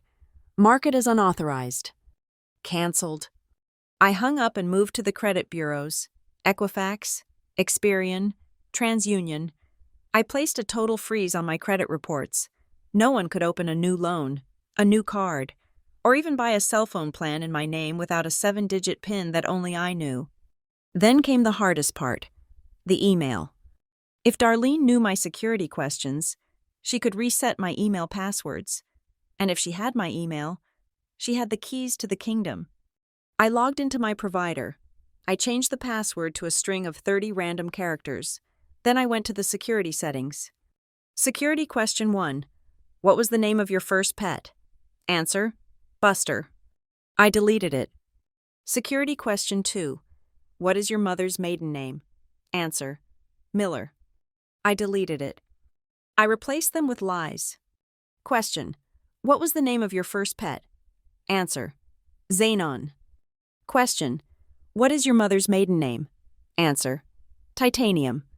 I enabled hardware-based 2-factor authentication, linking the account to a physical security key I carried on my keychain for work. Now, even if Darlene sat at a computer and typed in Buster, the system would reject her. She could know everything about my past, but she could not hack the random chaos I was creating in the present. I spent the next 3 hours scrubbing my digital footprint. I revoked access to shared cloud albums. I removed Vernon as a legacy contact on my social media. I contacted the utility companies and put a password on the accounts, so they couldn't turn off the lights at the house just to spite me, or worse, run up a massive bill and leave me with it. By 4 o'clock in the afternoon, I was exhausted, but I was secure. My money was frozen, My identity was locked. My communication channels were encrypted. I leaned back in the hotel chair and opened a new folder on my desktop. I named it Operation Eviction. I dragged the scanned copy of the power of attorney into it. I added the recording of Darlene's phone call. I added the screenshots of the pending wire transfer to Miles. Then, I pulled up the photos I had taken on my phone just before I drove away. The first photo was of Miles holding the deed. His face was clear. The document was blurry, but legible enough to identify. The second photo was of the Eames chair lying broken on the walkway. I stared at the image of the broken chair. It was just an object, wood and leather. It could be replaced. But what it represented, the safety of my home, the sanctity of my boundaries, that could not be bought back. My phone buzzed, a text message from Kara. "Why did you run away? We are just getting started. Miles is looking for the hidden floorboards you mentioned once. Hope we do not break any pipes." I didn't reply. I took a screenshot of the text and added it to the folder. "Keep talking." I thought, every text is a brick in your prison cell. They thought they had won because they occupied the physical space. They thought that by breaking my furniture, they were breaking my spirit. They were operating on the logic of bullies. That force equals power. But they had forgotten who I was. I wasn't just a corporate drone. I was a professional auditor of lies. I hunted people who thought they were smarter than the system. I looked at the screen. The evidence was organizing itself into a narrative, a story of predatory intent, elder abuse, because technically, Grandma's trust was the victim too, and wire fraud. They had the house, they had the wine, they had the false sense of security. But I had the truth, and in the federal court system, the truth was the only currency that mattered. I picked up the room service menu. I realized I hadn't eaten since the night before. I ordered a burger and a glass of wine. When it arrived, I ate slowly, savoring every bite. I wasn't dining in my dining room, but for the first time in 24 hours, I wasn't paying for anyone else's meal. I took a sip of the hotel Cabernet. It wasn't as good as the bottle Kara was probably drinking right now, but it tasted like freedom. I looked at the file on my screen one last time. "You want a war?" I whispered to the empty hotel room. "Okay then, let's see who runs out of ammunition first." I opened my email and began to type. To Special Agent Miller, FBI Financial Crimes Division. Subject: Supplemental Evidence, Tucker Case, Emergency Asset Dissipation in Progress. I attached the folder. I hit send. The trap was set. Now, I just had to wait for them to walk into it. And knowing my family, they wouldn't just walk, they would run. The glow of my laptop screen was the only light in the hotel room. It was nearly midnight, and the city of Charlotte was asleep. But my mind was racing at the speed of a fiber optic cable. I had the financial records. I had the forged documents. But I was missing the bridge, the direct link that connected their actions inside the house to the fraudulent intent I knew was driving them. Possession of the house was bad, but in the eyes of the law, it could look like a civil dispute, a family squabble over an inheritance. I needed something that screamed criminal conspiracy. My phone buzzed on the nightstand. It was Aunt Ruth.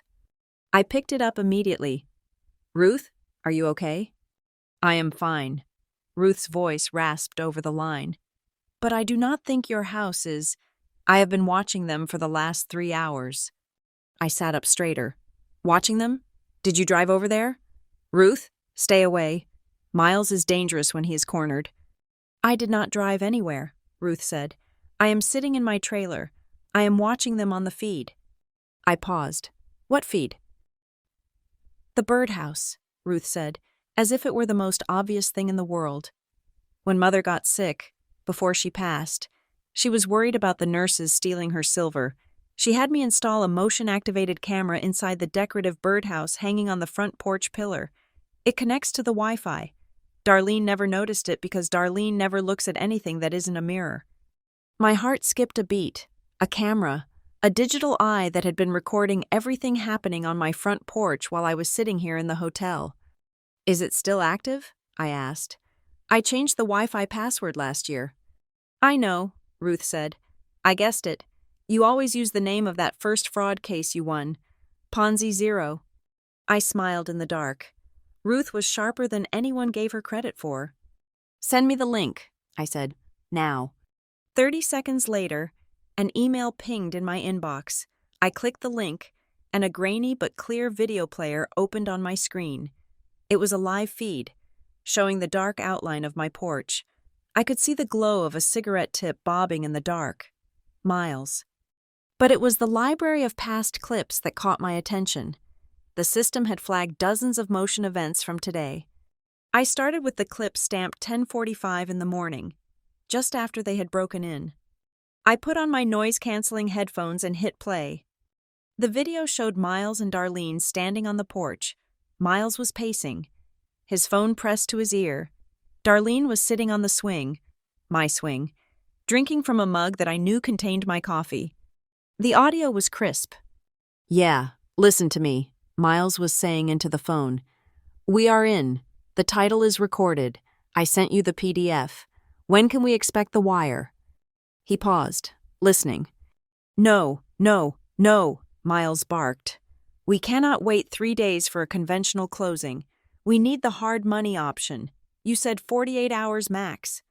Hard money. I rewound the video 10 seconds. I replayed it. Hard money. Hard money lenders are the sharks of the real estate world. They lend based on the asset value, not the borrower's credit, and they charge exorbitant interest rates. But more importantly, they are often used by flippers or people in desperate need of liquidity who plan to dump the property quickly. I don't care about the points, Miles said, his voice rising. Take 5 points off the top. Just get us the $200,000 by Friday. We have debts to clear. He hung up and turned to Darlene. He says the underwriter needs to see the interior photos to confirm the condition, Miles said. That is why we need to clear out Julia's junk. Make it look like a blank slate. $200,000, Darlene mused, looking at the garden. That will pay off the sharks Vernon owes in Vegas, and leave us enough for a fresh start in Florida. And the car, Miles added. You promised me the Porsche. After the loan clears, Darlene said. I paused the video. My hands were trembling, not with fear, but with the thrill of discovery. This was not a mortgage. This was a strip mining operation. They were taking a high-interest, short-term loan against the equity of the house, with no intention of paying it back. They were going to take the cash, pay off their gambling debts, buy luxury items, and then vanish. When the loan defaulted, the hard money lender would foreclose, and I would lose the house. It was bank fraud. It was wire fraud.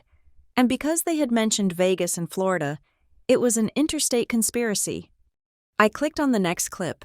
This one was stamped 5:15 in the afternoon, just after I had driven away. Kara was on the porch now, kicking at the debris of the broken Eames chair. Darlene was standing by the door. I cannot believe she just left, Kara said, laughing. I thought she was going to cry. Did you see her face? Julia is predictable, Darlene said, her voice dripping with disdain. She plays by the rules. She thinks if she files the right paperwork, the world will correct itself. She does not understand that the world belongs to the people who take what they want. Are you sure she won't go to the cops? Miles asked, stepping out of the house. She looked pretty pissed. And then came the sentence that sealed their fate, the sentence that I would play for the jury, for the judge, and for anyone who ever doubted why I had to do what I was about to do. Darlene took a sip of wine and smiled. She won't dare, Darlene said. Julia is terrified of shame. She spent her whole life trying to be the perfect, successful professional to make up for where she came from.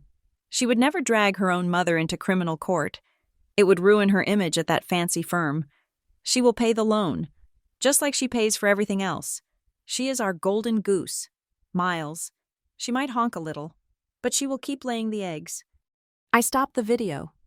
I took off the headphones. The silence in the hotel room felt different now. It wasn't empty. It was charged. Golden goose, I whispered. She didn't just think I was weak. She thought I was complicit. She was counting on my professional pride to act as her shield. She believed that I would absorb a $200,000 debt rather than let the world know my mother was a criminal. She was right about one thing: I was a professional. But she was wrong about the job description. I wasn't a banker. I was an investigator. And investigators don't pay ransoms. We neutralize threats. I opened my evidence folder. I created a new subfolder titled Multimedia Evidence. I downloaded every incriminating clip from the Birdhouse feed.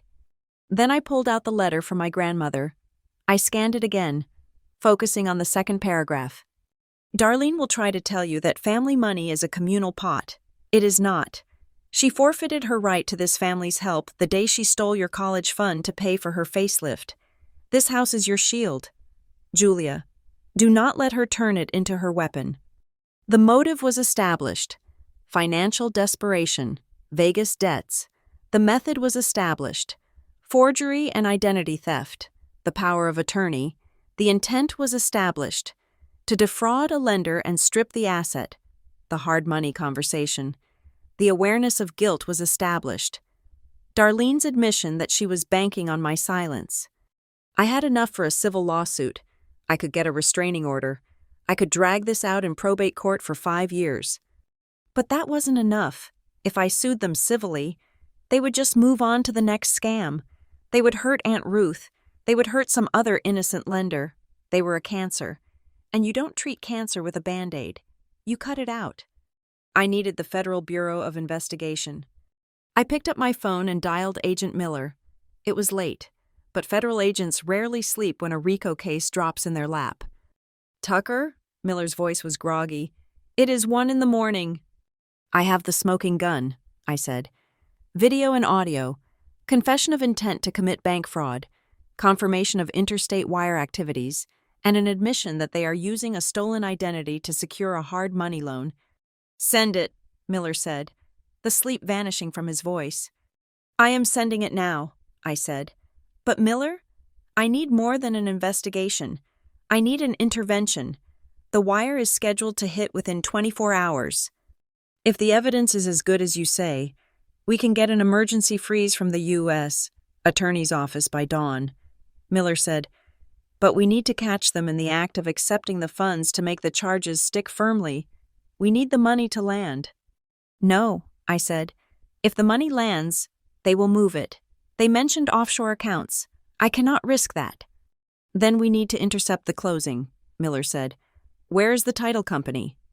There is no title company, I said. It is a hard money deal. They are doing it remotely, but they are at the house, my house. Okay, Miller said. Here is the play. We let the wire initiate. We flag it at the clearinghouse level so it looks like it went through but gets held in escrow. Then, when they think they have the cash and start trying to spend it, we knock on the door. A sting, I said. A sting, Miller confirmed. Are you willing to testify? Against your parents? I looked at the frozen image of Darlene on my screen, the woman who had birthed me, and then spent 31 years trying to consume me. I am not just willing to testify, Miller, I said. I want to be there when you put the cuffs on. That is irregular. It is my house, I said. And they are trespassing. I have a right to be on the property. Miller sighed. Fine. Stay behind the perimeter. We move at 1000 hours. I hung up. I walked to the window and looked out at the city lights. Somewhere out there, in the darkness of Maplewood Avenue, my family was sleeping in my beds, dreaming of the money they would have in the morning. They were dreaming of Florida beaches and Porsches. They had no idea that the Golden Goose had just authorized the butcher. I went back to the desk and opened a new document. It wasn't legal paperwork. It was a list of everything I needed to reclaim once the dust settled. 1. Change locks again. 2. Hire contractors to fix the wall. 3. Buy a new Eames chair. 4. Call Aunt Ruth. I lingered on the last one. Aunt Ruth, the woman they called crazy, the woman they had discarded. She had been the only one watching out for me. She had sat in her trailer, alone, monitoring a birdhouse for years, just waiting for the day I would need her. I felt a tear slide down my cheek. I wiped it away angrily. Darlene was wrong. I wasn't soft. I wasn't afraid of shame. I was just patient. And my patience had just run out. The sun had not yet risen over Charlotte when I initiated the endgame. I sat at the small desk in the hotel room, my laptop screen glowing with the calm blue light of the secure server I shared with Agent Miller. The coffee from the lobby was lukewarm and tasted like burnt cardboard, but the caffeine was doing its job. I felt sharp. I felt precise. The previous night's rage had distilled into a cold, hard strategy. Darlene and Vernon believed they were playing a game of chicken. They thought I was holding out, hoping for an apology. They did not understand that I was not holding out. I was holding the door open. I needed them to commit fully. I needed the final set of documents to cross state lines via a digital wire. At 7:15 in the morning, I sent a text message to Darlene. I typed it out 3 times, editing it to ensure it struck exactly the right tone of defeated resignation. You win. I cannot afford a public scandal at the firm. If I agree to pay the loan, will you promise this is the last time? Send me the full loan packet so I can talk to my accountant about structuring the payments. I waited. The response came 3 minutes later. I knew you would see reason. Sweetheart, it is for the best. Sending it now. We love you. The notification pinged in my inbox. Forwarded message. Loan estimate and closing disclosures. 147 Maplewood Ave. I opened the attachment. It was a goldmine of self-incrimination. The lender was a company called Quick Cash Capital, based in New Jersey. The loan amount was $200,000. The interest rate was a staggering 18%. The term was 12 months. But the most damning part was the signature page. There it was again, my name, forged with the heavy hand of someone trying too hard to look authentic, authorized by Darlene Tucker under the fraudulent power of attorney. I immediately forwarded the file to Agent Miller with a note. Exhibit D, received via interstate email at 7:19 a.m., confirms intent to bind me to debt without consent. Then, I opened a second window. It was time to pull the trigger on the legal trap. I navigated to the county clerk's portal. I had already drafted the emergency revocation of power of attorney and the affidavit of identity theft. I had them notarized online at midnight using a remote service. I hit submit. The screen refreshed. Document recorded. Time, 7:25 a.m. Legally, Darlene was now stripped of any authority she claimed to have. Any action she took after this second was not just voidable. It was criminal fraud committed by a person with no legal standing. But I wasn't done. I needed to tighten the screws. I needed to make them panic. When amateurs panic, they make mistakes. And when they make mistakes, they leave fingerprints. I picked up my phone and dialed the number for Quick Cash Capital listed on the loan document. Loan processing. This is Steve, a gruff voice answered. Hi, Steve, I said, pitching my voice to sound helpful but slightly confused. This is Julia Tucker. I am calling about the loan for Maplewood Avenue. My mother, Darlene, is handling the paperwork for me. Oh, right, Steve said, the sound of typing clicking in the background. The rush job. We are just waiting on the final wire confirmation. You guys are cutting it close. I know. I apologized. Listen, I just wanted to give you a heads up. Mom might have sent you an old bank statement for the proof of funds. She is a little disorganized. I just wanted to make sure you have the one from this month. The one that shows the large transfer. I let the sentence hang. The typing stopped. What transfer? Steve asked. Oh, I said, feigning surprise. The settlement. From the lawsuit. It should be in the primary checking account. If you are looking at a statement without that, it might be outdated. I would hate for the underwriters to flag it at the last second. Hold on, Steve said, his voice dropping. The statement she sent is dated last month. Balance is only $4,000. That is definitely the wrong one, I said. You better ask her for the current one. Today's date. Just to be safe. We need this to close, right? Yeah, Steve said. I need to call her. Thanks. He hung up. I leaned back in my chair and switched my view to the birdhouse camera feed. It took 4 minutes. I saw the front door of my house fly open. Miles ran out onto the porch, phone in hand. He looked disheveled, his hair sticking up in tufts. "She said what?" Miles yelled into the phone. "No, Steve, look. The statement is, the online portal is down. We can't. Okay, give us 10 minutes. He hung up and turned back to the door, screaming. "Darlene, he wants a new statement. He says the liquidity looks too low." Darlene appeared in the doorway, wearing her silk pajamas. "What? We don't have a new statement. The account is overdrawn." "He thinks there is a settlement payment in there." Miles paced frantically. "Julia must have told him." "Wait, why would Julia tell him?" "Maybe she's trying to help," Darlene suggested, her face pale. "Maybe she put money in?"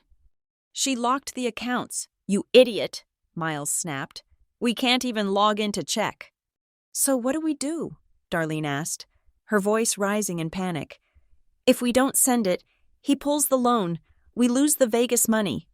Miles stopped pacing. He looked at Darlene. Then he looked at the laptop sitting on the porch table. My laptop, which they had stolen from my study. "We make one," Miles said. I watched on the screen, my heart hammering a rhythm of pure adrenaline. This was it. The moment they crossed the line from theft to fabrication of federal documents. "Open the PDF editor," Miles commanded. Sitting down at the table, the camera angle was perfect. I could see the screen of the laptop reflected in the window glass behind him. "I don't know how to use it," Darlene cried. "Move," Miles shoved her aside. He began typing furiously. My phone buzzed. It was a notification from my cloud service. Login detected on MacBook Pro. Location, 147 Maplewood Avenue. They were using my own computer to forge the document against me. I opened the screen mirroring app on my iPad. Because the laptop was still linked to my iCloud account, I could see exactly what Miles was doing in near real time. He had opened the PDF of an old bank statement. He was using a text box tool to cover the existing balance. He typed, $150,000. He adjusted the font, Arial, size 12. He nudged it to the left to align with the column. Then, the twist I hadn't expected. My phone buzzed again, a text message from Miles to Darlene. He must have sent it so she could have the numbers on her phone while he typed. Or maybe he was sending it to her to forward to the lender from her device to keep his hands clean. The text popped up on my synced messages app. From Miles, change the deposit line to say legal settlement distribution. Use date October 15th. Make sure the font matches exactly or Steve will catch it. Do not mess this up. I stared at the message. He had just put the instructions for the forgery in writing. He had sent it through a carrier network. He had time-stamped his own crime. I took a screenshot. I saved the screen recording of the laptop reflection. I saved the text message. I forwarded all of it to Agent Miller. Exhibit E. Active forgery in progress. Perpetrator is altering financial records to secure the loan. See attached instructions sent via SMS. On the Birdhouse feed, Miles hit save. "Done," he said, wiping sweat from his forehead. "It looks perfect. Send it to Steve." Darlene took the laptop. "Are you sure?" "Just send it." She clicked send. I sat there, watching them high-five on my porch. They thought they had just pulled off a miracle. They thought they were clever. Suddenly, the front door opened again. Kara stepped out. She was holding a selfie stick. Her face was plastered with a bright, fake smile, and she was talking to her phone. "Hey guys," Kara chirped, oblivious to the felony that had just occurred 3 feet away from her. "Just giving you a morning update from the Tucker family estate. We are so blessed to be renovating this beautiful historic home that has been in our family for, generations." I pulled up Instagram on my browser and found her live stream. "People are asking about the ownership," Kara said, reading a comment. "Yes, totally. My parents actually bought this place 30 years ago, but we just let my sister crash here for a while. Now we are taking it back to restore it to its former glory." I hit record on my screen capture software. 30 years ago, I whispered. The loan application Darlene had just sent to Quick Cash Capital stated that the property was transferred yesterday as a gift. Kara was publicly contradicting the sworn legal documents her mother had just filed. "And look," Kara said, panning the camera to the porch table where the laptop sat. "My brother-in-law Miles is working hard on the finances. We are planning to put in a pool." The camera swept over the laptop screen. The forged bank statement was still visible. "Kara, turn that off," Miles shouted, diving to cover the screen. "What? I am just—" "Turn it off." The stream ended abruptly. But it was too late. I had it. The internet had it. I compiled the final dossier. The text message where I pretended to surrender, establishing their belief that I was compliant. The recorded revocation of power of attorney, establishing their lack of legal standing. The forged bank statement, establishing fraud. The text from Miles, instructing the forgery, establishing conspiracy. Kara's video contradicting the title history, establishing the lies. I sent the final package to Agent Miller. Subject: ready for takedown. Message: the forged document has been sent to the lender. The wire is imminent. The evidence is conclusive. They are at the house. Agent Miller replied instantly. Copy that. The U.S. Attorney just signed the warrant. We are mobilizing. Meet us at the rendezvous point in 20 minutes. I closed my laptop.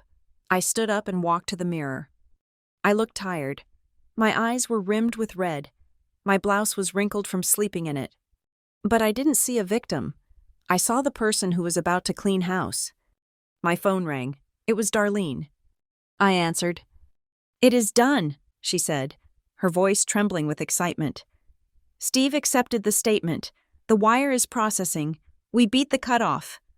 "That is great, Mom," I said. "I am so glad." "You see," she said. "I told you it would work out. We will pay you back. Julia, eventually. We just needed a little bridge." "I know," I said. "I am actually coming over. I want to celebrate with you." "Oh," Darlene paused. "Well, give us an hour. We are cleaning up."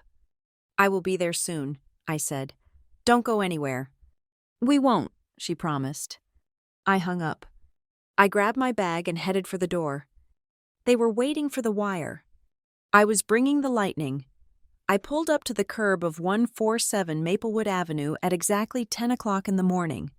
The street was quiet, bathed in the soft, dappled sunlight of a southern autumn. But the driveway of my house looked like a tailgate party. The red convertible was still there. The front door was wide open. I could hear music drifting out onto the lawn, some upbeat pop song that clashed violently with the gravity of what was about to happen. They were celebrating. In their minds, the wire transfer had cleared. The $200,000 was sitting in their account, ready to be spent on flight tickets and gambling debts. I stepped out of my car. I was not wearing my business suit today. I was wearing jeans and a simple black sweater. I held a thick manila envelope in my left hand. 2 black SUVs rolled silently to a stop behind my car. Agent Miller stepped out of the first one, adjusting his windbreaker. He nodded to me. He and his team held back, blending into the shadows of the oak trees. They were the hammer, but I was the anvil. They wanted me to make the first contact.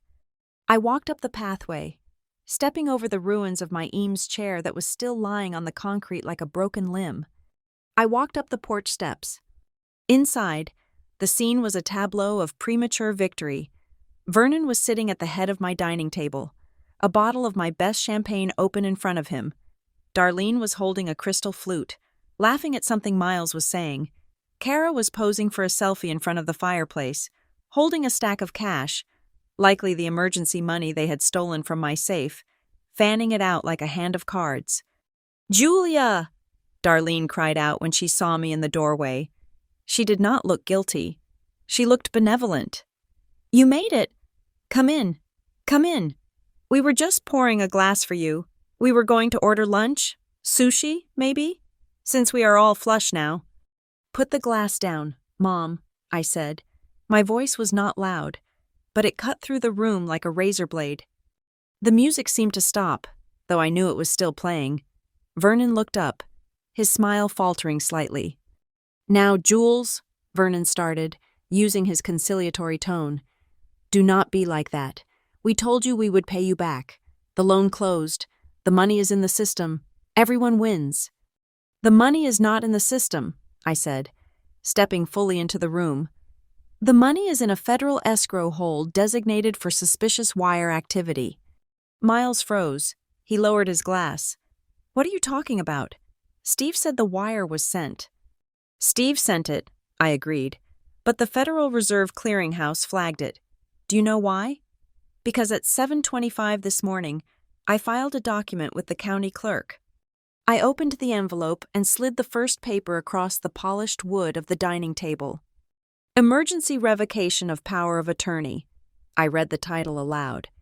"It states that as of this morning, Darlene Tucker has zero legal authority to act on my behalf. It also includes an affidavit of identity theft." You filed it?" Darlene stammered, her face draining of color. "I did," I said, "which means when you signed that loan document at 9 o'clock, you were not acting as my agent. You were committing felony mortgage fraud. And when you accepted the wire transfer, you committed wire fraud." "You are lying," Kara snapped, dropping the cash on the mantel. "You sent Mom a text. You said you surrendered. You said you didn't want a scandal." "I lied," I said simply. "I needed you to feel safe enough to send the final documents. I needed you to complete the crime so there would be no ambiguity for the jury." "Jury?" Vernon stood up, knocking his chair over. "Now listen here, young lady. You are taking this too far. We are your parents. You are not going to drag us into court over a misunderstanding." "It is not a misunderstanding, Dad," I said. "It is a sting operation."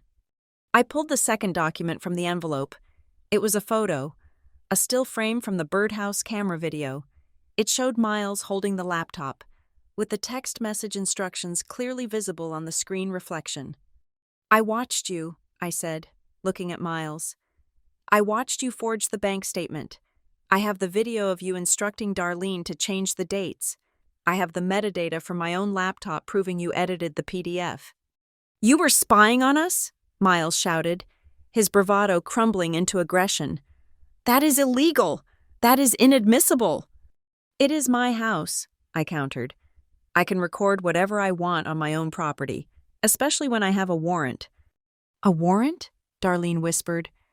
"And here's the best part," I said, pulling out the final piece of paper. It was a forensic report from the document I had scanned in my office, the investment deal Vernon had tried to make me sign. "Do you remember coming to my office, Dad? You tried to get me to sign that guarantee. You thought you were just distracting me, but you were also testing my signature." I pointed to the highlighted section of the report. "The forensic analysis shows that the pressure points on the forged mortgage deed match the ghostwriting indentations found on the paper you brought to my office. You practiced my signature on top of that document before you came to see me. You carried the evidence of your premeditation right into the headquarters of a compliance firm."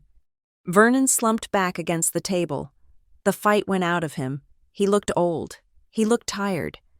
"We just needed the money," he mumbled. "The sharks. They were going to break my legs. Julia."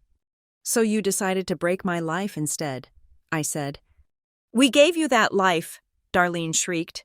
Suddenly finding her voice, she lunged forward, her face twisted in ugly, desperate rage.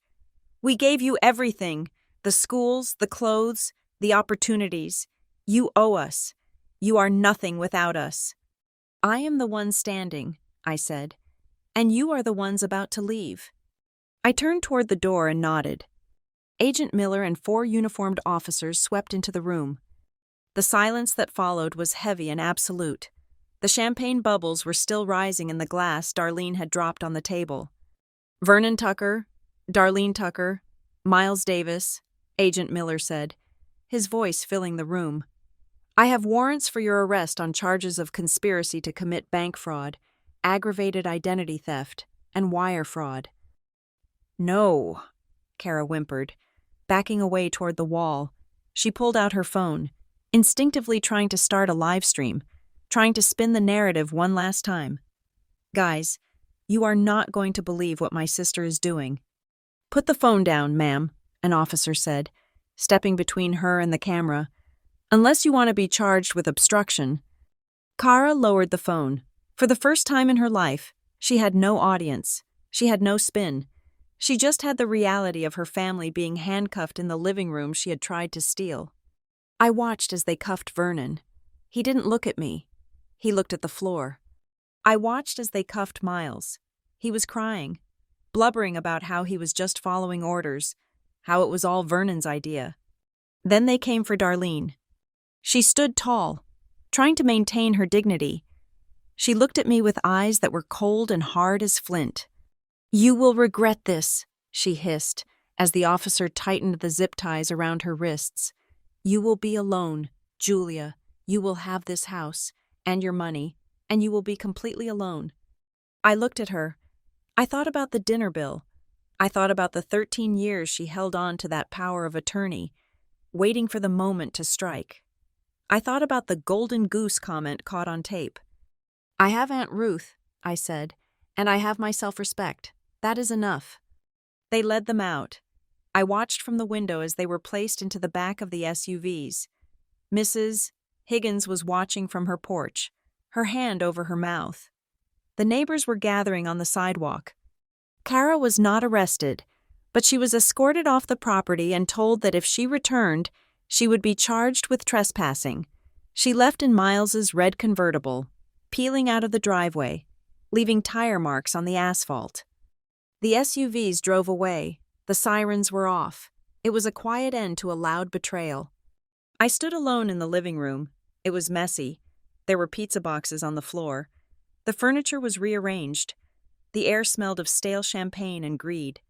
But it was my house again. I walked to the front door and closed it. I locked the deadbolt. I picked up the bottle of champagne Vernon had opened. I walked to the kitchen sink and poured it down the drain. I didn't want their celebration. Then, I took out my phone and dialed a number. "Ruth?" I said when she answered. "Did you get them?" Ruth asked. "They are gone," I said. "It is over." "Good," Ruth said. "I am making a pot roast. You come over here. You do not want to stay in that house tonight. It needs to be sage-smudged or exorcised." I laughed, a real, genuine laugh that released the tension in my chest. "I will be there in 20 minutes, I said. I grabbed my bag and walked out to my car. As I backed out of the driveway, I looked at the mailbox. I thought about that dinner at Crown and Cedar. I thought about the $5,700 bill they had tried to force on me. It was the most expensive dinner I had never eaten. But as I drove away, leaving the empty house behind, I realized something. That dinner was not a loss.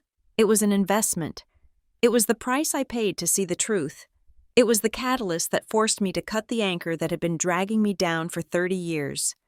My parents wanted me to pay for their luxury.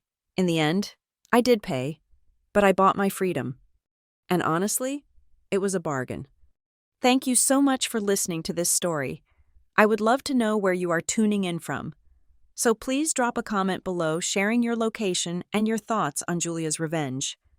Don't forget to subscribe to the Lila Revenge Stories channel, like this video, and smash that hype button so more people can hear this story.